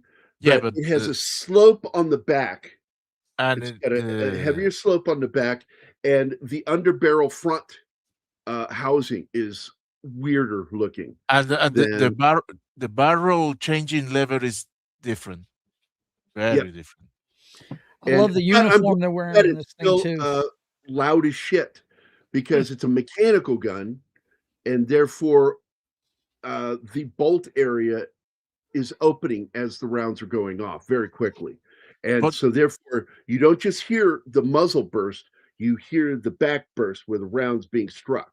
And it's so fucking loud. Yeah. Being around those squad automatic weapons. I love the uniforms in the scene too, because it's the one I wore in the military, the BDU. Yeah, it's the same ones we had. You still had them in the 90s when you were in? Okay. Oh yeah, I wore camo BDU. I don't know when they went digital with the print and everything. That was around 2004, I think. Yeah. Okay. No, before. I think when Desert Storm. Like when you were in, Gary, they were switching to digital. Okay. When you were in, Gary, though, they had 9s for the sidearms, right? Because we did not really have digital when I was in. Right. We had desert camo. Okay. But your sidearm was a 9, right? Because they were fixing to change it right after I got out in 83. And you probably had the Kevlar helmet too. I was issued a Beretta, but I got a 45. Right. Because But the standard issue of what I'm saying is it was a 9mm Beretta. Yeah. And you probably had a Kevlar helmet too, because they were switching to that. And you probably were in Humvees by then too, right? Yeah. In fact, my unit was the first unit, reserve unit to get the Humvees. Okay. Before that, I learned to drive stick with an M113 stick like that, not like stick shift. I had never driven a stick shift myself until I went to basic training and they taught us how to drive a Jeep. That was my first experience. No, not stick. Oh, I got you. Yeah, like a tank. I got you. No, I got you. Now, I had a 113, which is an armored personnel carrier ambulance. Was my first ambulance. Your unit was the first one to get the Humvees. And you Reserve were, and you personally were the first one to stock one. Yeah, the unstuckable Humvee. My first sergeant you cannot stick there. He had a thick accent. I think he's from somewhere in South America, because he wasn't from Pakistan or India, and he had a very dark skin, like an olive hue to his skin. And he had an accent that sounded Hispanic, but I couldn't tell by his last name. I don't even remember his last name now. He hated my guts, though. He fucking hated my guts. Thank God I had two amazing sergeants, Sergeant Tom Parker and Sergeant Eugene Tevez, to protect me from him. Because they agreed. You did challenge him. Because you kept telling him, and he kept saying, no, I could get it stuck. And you go, no, you cannot stick this. This is unstickable. And I fucking drove off on a ravine and went up at an angle and bounced the front end of the Humvee up and got stuck end to end in a fucking trench. And they had to bring in a fucking deuce and a half with a crane and pull us out. And he would not talk to me the whole fucking weekend. That was like, man, I kept giving you a chance to back down, ample opportunity. Yeah, they changed it to ACUs towards the 2000s. Yeah, and I remember that because BDUs, all BDU means is basic duty uniform. That's all that means. I thought it was battle dress uniform. You can call it battle dress, but we called it basic duty uniform. Whereas I forget what the A even stands for. Alpha, I forget, what does it the A stand for? Inquiring minds want to know. Grease chambered the 45, and the same ammo could be used in the sidearm Colt 1911 is my understanding. Absolutely. Yeah. Yep. Yeah, it's a 45 caliber bullet. By the way, I've been reading your stuff, Can, and I didn't say hi to you. Hi. Good to see you, man. Yeah, I was just, Um, I was just mentioning that because that's, I was in a really cool time because we were still using 45s. We still had the piss pot. We're still had Jeeps. I'd rather drive a we Jeep than a we had Humvee. Kevlars, but we also had piss pots. So you'll see Mhm. photos of me with Kevlar on, and you'll see photos of me in a piss pot. Yeah. And piss pot anima I love that name. is the M1 helmet. Yep. And it has an inner lining that separates, and you can actually pull it out. That's the part that goes on your head. You can actually wear it. You'll see guys like in the movie Full Yeah, Metal we've Jacket, seen that when you before. see them with the silver helmets on in the barracks. That's actually just the inner lining of the M1 helmet. Yeah. And it kind of irritates you when you see a war movie and you see some actor who didn't want to wear the fucking piss pot, and he's just wearing spray painted fucking helmet liner. Yeah. I'm like, Especially when dumb. that's some leading officer. It's just goofy. Yeah, it is stupid. But that thing's so great though it because you just can makes cook you in it. look. Yeah. The steel pot you can cook in it. You can do all you shave Shaved with in it. Yeah. Mhm. You bathe with it.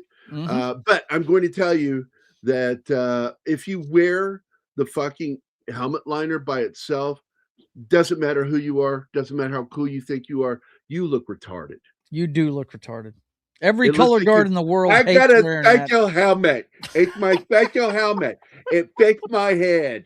That's what you look like. Every when you color wear guard in the fucking- world hates that helmet liner. Yeah. But they have to wear it. Battle dress uniform is correct. ACU is Army combat uniform. Okay.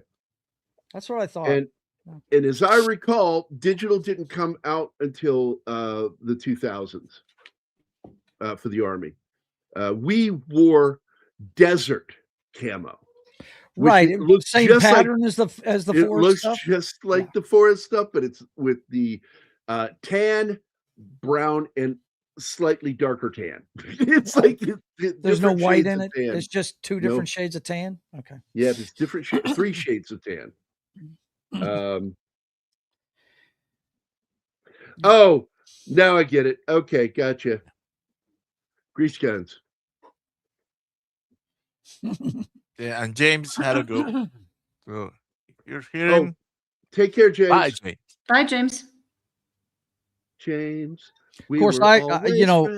the only guys who can make Oh. that helmet liner look cool though is the military police corps because I ever made was probably my way to a cult commander. Well, first of all, I had the most amazing sergeant, Tom Parker. He's the one who would get deals, make deals. He was a deal making motherfucker. And he was like the Marlon Brando character in the Bedtime Story, when he plays a soldier and that just constantly wheeling a deal. And you sure he wasn't a quartermaster, man? You sure he wasn't I wouldn't be surprised. I know he's airborne. He was an airborne ranger. Both him and Gene were airborne rangers. And when I got my first real stripe, they gave me the fist. That sounds so bad. Hammer. Yeah. Yeah, Put it on it does. hammer with the fist. That's what The that means. blood That wasn't stripes. fisted. Call it that, man. I mean, I don't know what that was called. All I know is it fucking hurt. And what's amazing, the pin going into me didn't hurt. It was the fucking fist hitting me that hurt. And that's all I felt. And if it's in the wrong place, it's going to hit your clavicle and it's really going to hurt. That was what I was worried about. I really was. Yeah. I'm like, please go into meat, not the bone. Right. Because it's going into your lapel, guys, if you're wondering. It's going into the lapel. And if it's bent down too far, it's going to hit you in the clavicle. So my sergeant wanted me to carry a proper weapon, not just a sidearm. So he says, what's it going to take to get you to carry a fucking weapon?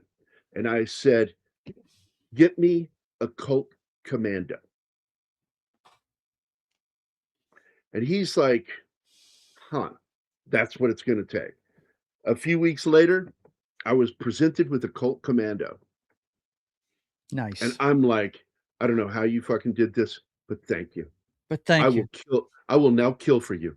Right? I will now knock people down by shooting them in the toe for you. Yes. I did threaten a guy with that once. Because he was such a fuck chop. Yeah. And I, he came to me to thank me because I defended him and stood up for him. And I said, I just don't like bullies, is what that was about. It had nothing to do with you. Look, this is my advice to you. You're getting ready to go permanent party. And if you end up in my fucking unit, if we get deployed here, I will absolutely accidentally shoot you in the foot. Make sure Because you're stay in going to the get barracks. somebody killed. Right? You will get somebody killed because you're an idiot. Yeah. I've heard, yeah, you've told that story before. Yeah. Polish helicopter. Yeah, I paused for that reason. There we go. This is one of my favorite slicks used in the film. It's so cool. I had a toy one of these, and it is a beautiful helicopter. Looks a lot like the Dolphin. It is not, because from behind, you'd swear that's a fucking Dolphin. And it's not. It has an external fucking rear rotor, which the Dolphin does not. It has an internal rotor. After Desert Storm, the Army realized that the 5-color pattern didn't reflect the desert terrain of Saudi Arabia, Kuwait, and Iraq, which is more sandy, so they developed the 3-color pattern. Gary and Anna Confusa, hi. Thanks. Nice to see you both. It's always good to see you too, buddy. Hi, Cam.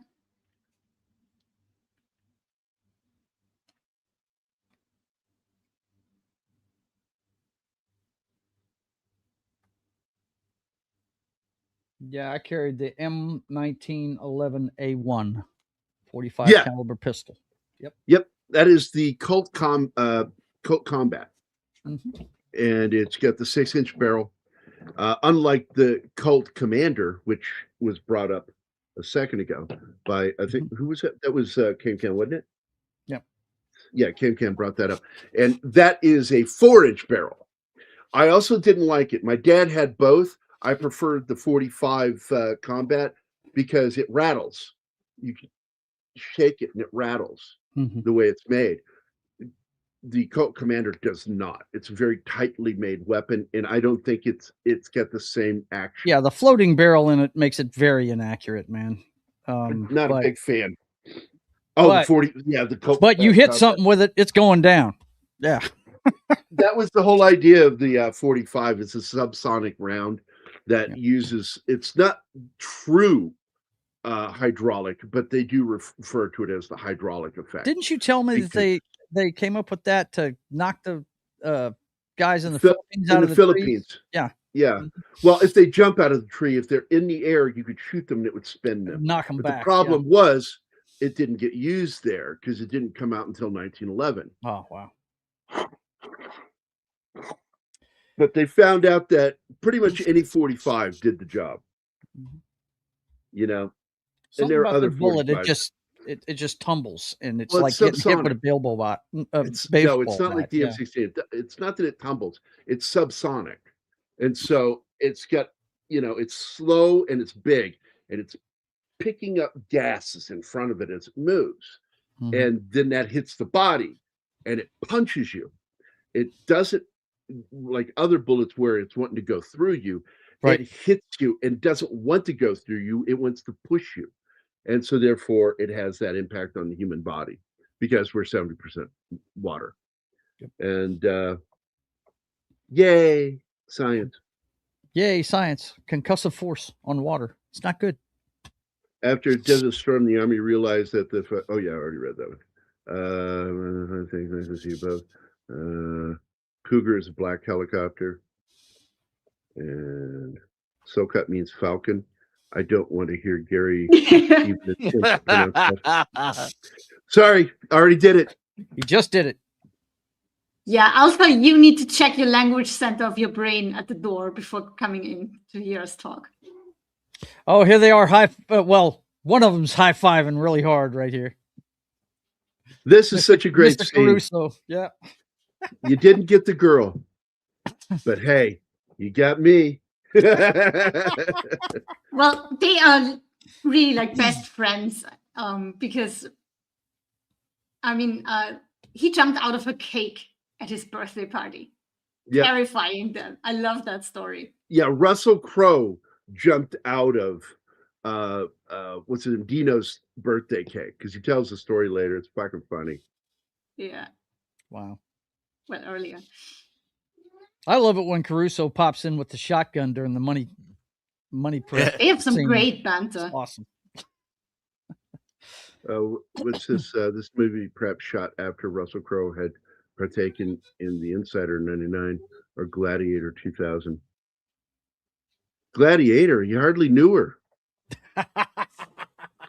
That joke was told twice in one fucking show, different ways. It's a great one.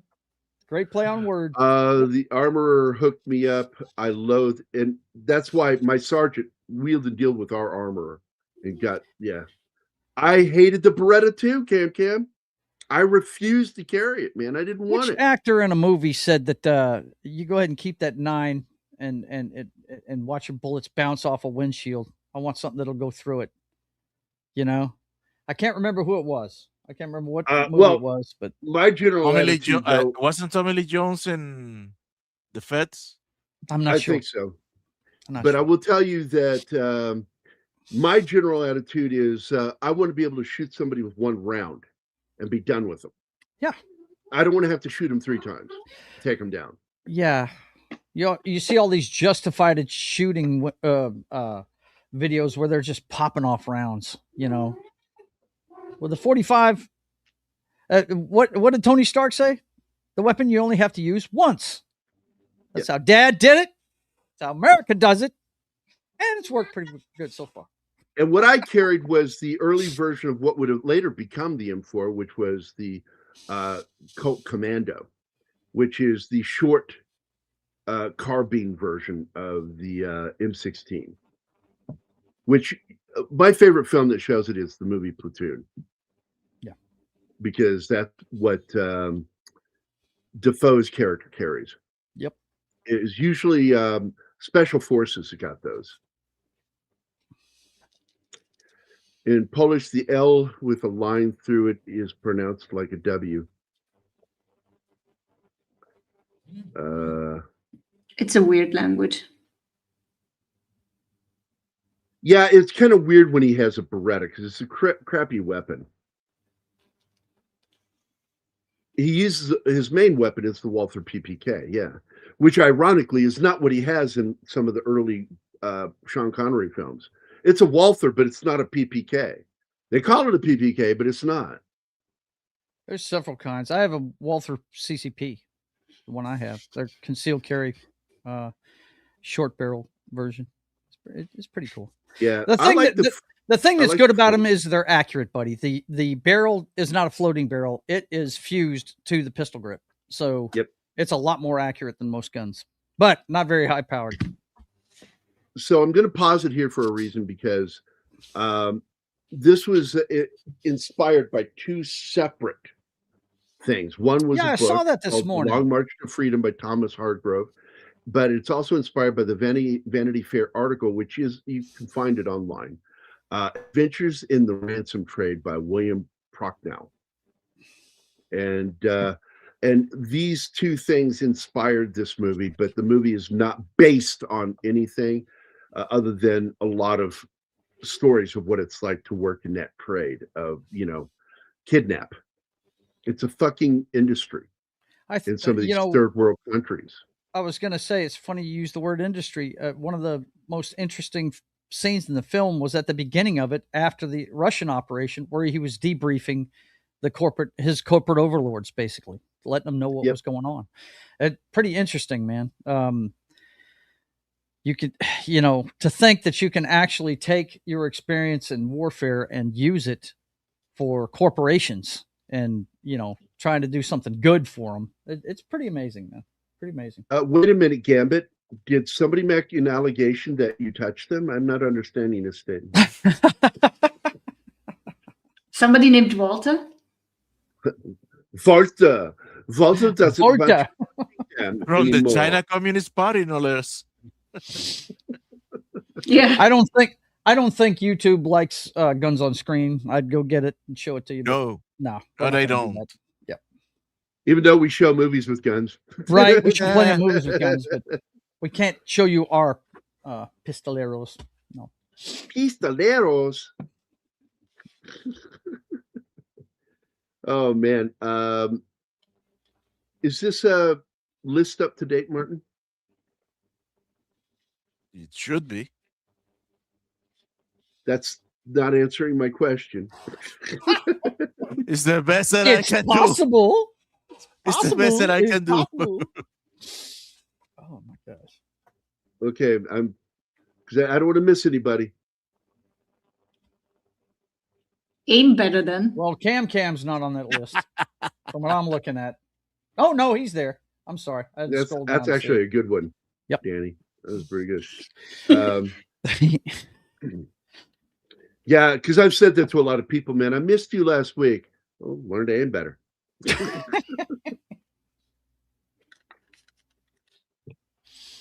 Like I've even joked the other way. It's like, man, I missed you last weekend. Don't worry, I'm getting a new scope.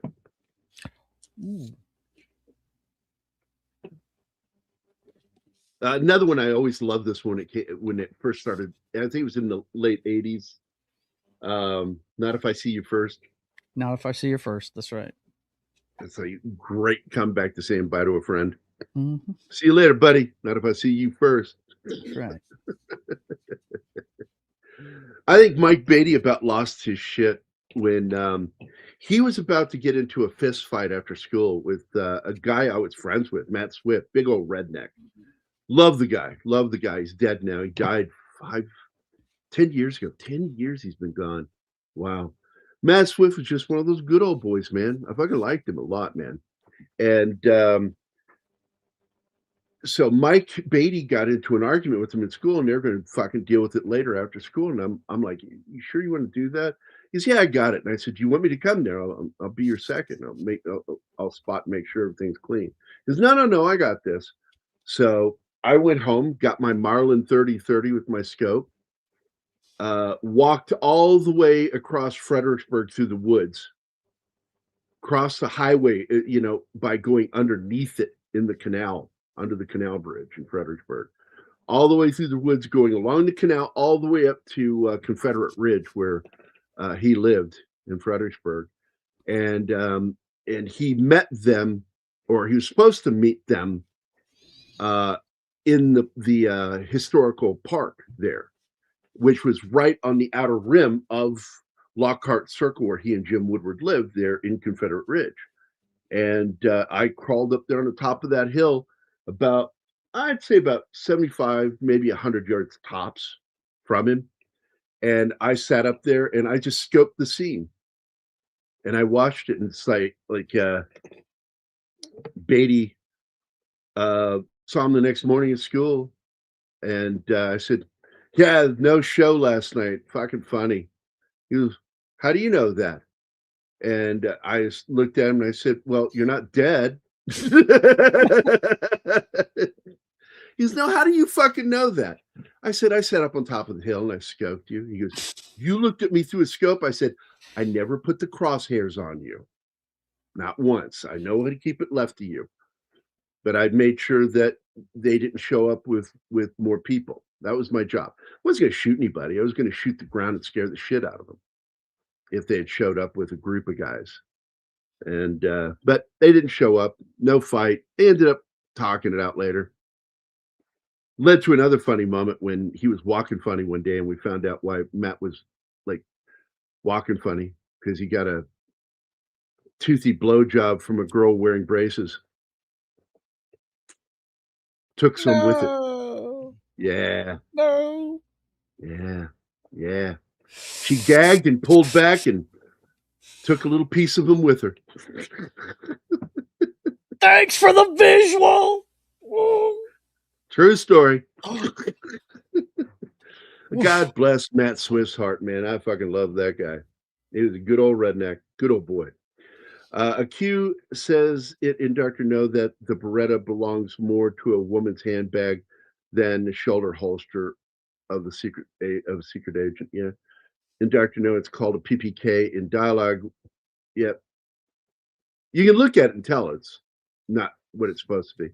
Wait a minute. Q doesn't say, but Major Boothroyd. There's going to be Yeah. roids. Q wasn't in the first movie. Q was in the second film. Is Gary about to admit he's the original Beltway sniper? Oh, No.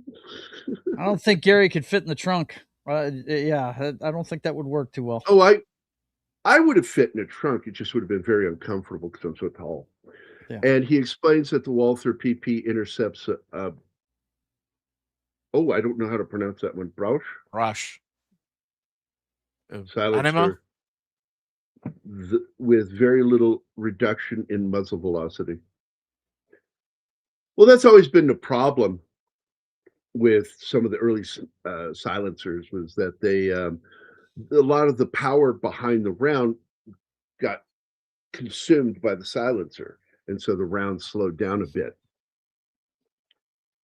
But Q did come, yeah, he came in from Russia with love. Yes, he did.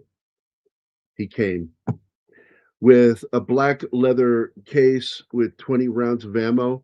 I don't know. You tell me if that's what made him do it. Yeah.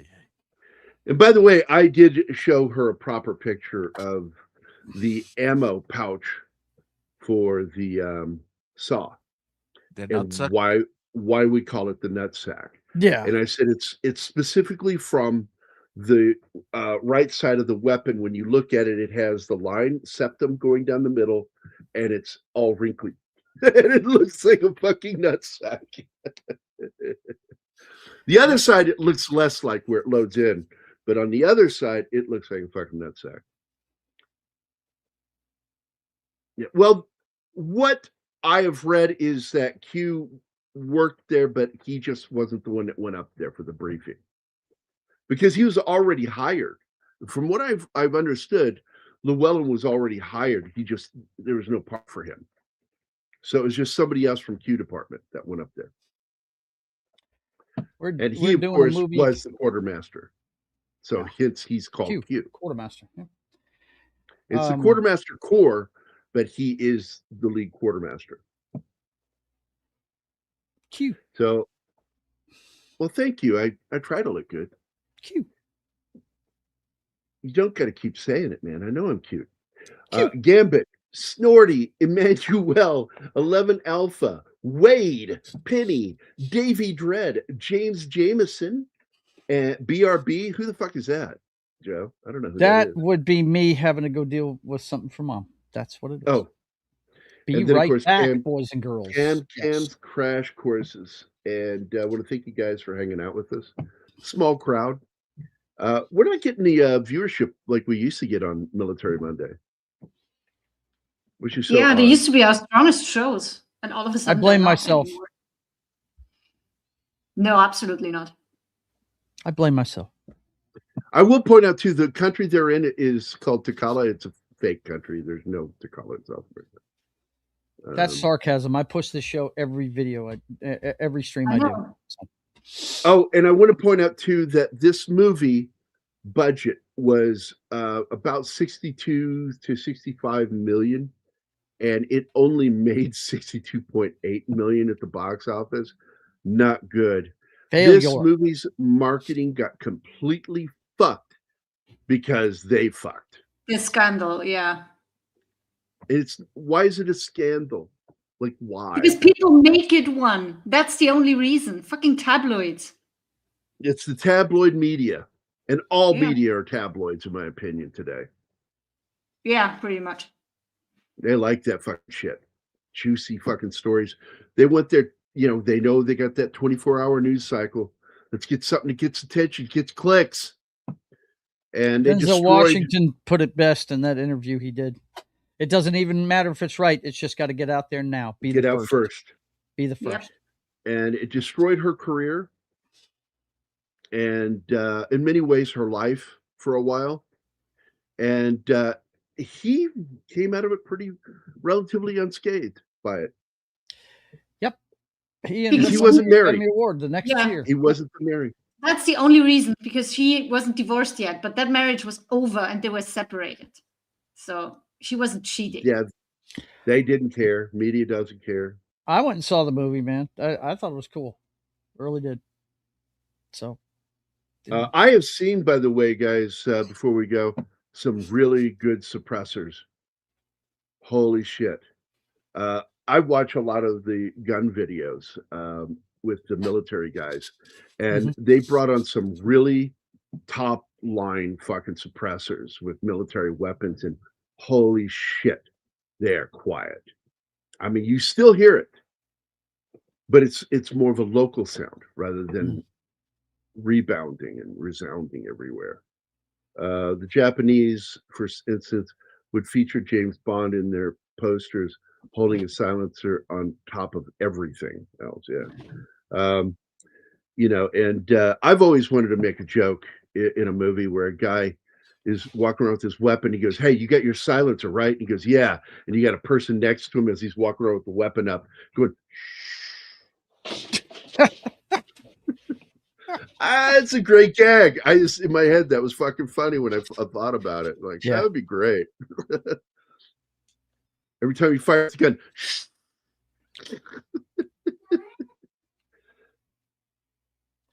the absolute Bond. A lot of people don't know this. There was actually a Japanese Bond. It's James Bond, but it was a manga series, and it fucking made bucks in the 60s. It was Japanese James Bond. They adapted the fucking books into manga. That's cool. Bless you. No, Japanese. Japanese. Okay. You have Are to you go. belching? What the fuck are you doing? It's just a Japanese name. Stop being an asshole.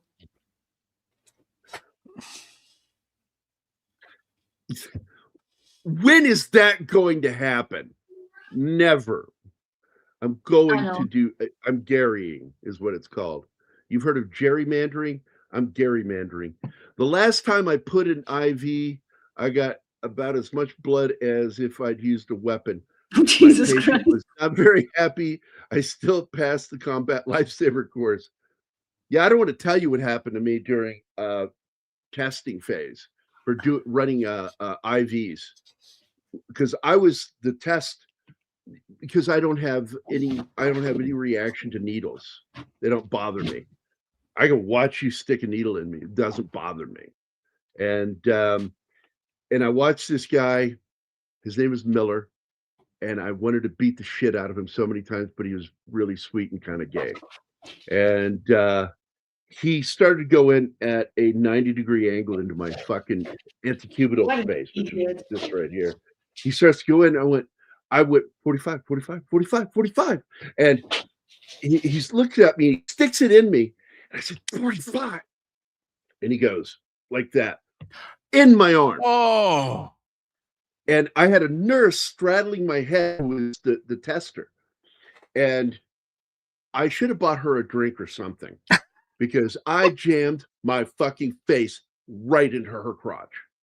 I turned and went, oh, like that. And when I finally looked back, I went, did he tear the vein? Am I going to die? And she's like, no, you're okay. And I'm like, you fucking idiot. And he failed. And I'm like, you got to do it again. And I'm not being your pincushion. Yeah. Jesus fucking Christ, dude. What's a shame is I just saw this recently when my mother experienced nurses with an elderly person. It can be tough. My mom got 2 really good bruises from them trying to get an IV in her. They ended up having to do it on the top of her hand. That's what they do. It's just like with children. The problem with veins on the top of the hand, if you don't know what you're doing, they'll roll on you. Yeah, and that's what happened here. And just, you could see it instantly. Boom. It just turned blue. Yeah, and my late ex-wife was my pincushion for the instructor.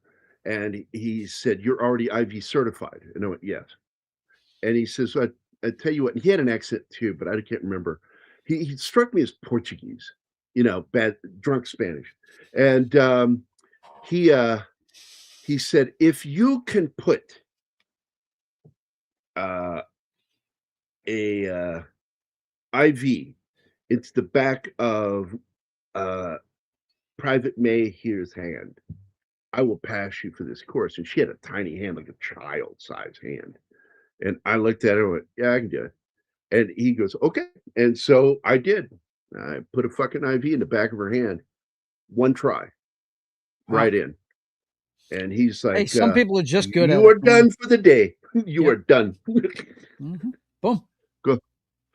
And also reducing. Just remember, bring your suppressor. And Gago 13 was the Japanese manga in the 1960s. Yeah. And it was a turn-inspired ongoing Bond craze. Yeah, Japan fucking loved Bond. Gadgets. I got a good vein, so I was using guinea pig in training. I saw a lot of... In fact, I have to point out when I go to get blood drawn that there's a reason why I'm not a fucking IV drug user, but I have a lot of pox scars in my anticubal space on both arms because I was a practice dummy for a lot of people for doing IVs and shit like that, drawing blood. Yeah, Fort Sam Houston, man.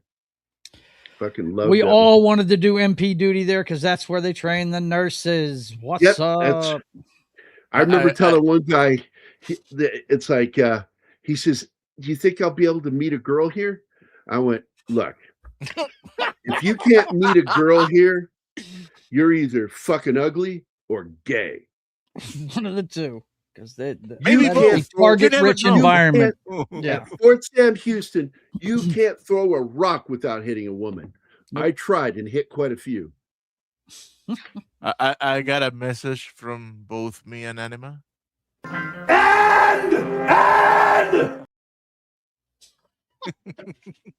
yeah, thank you. Target-rich environment. Fort Sam. All right. I'm going to be a jerk.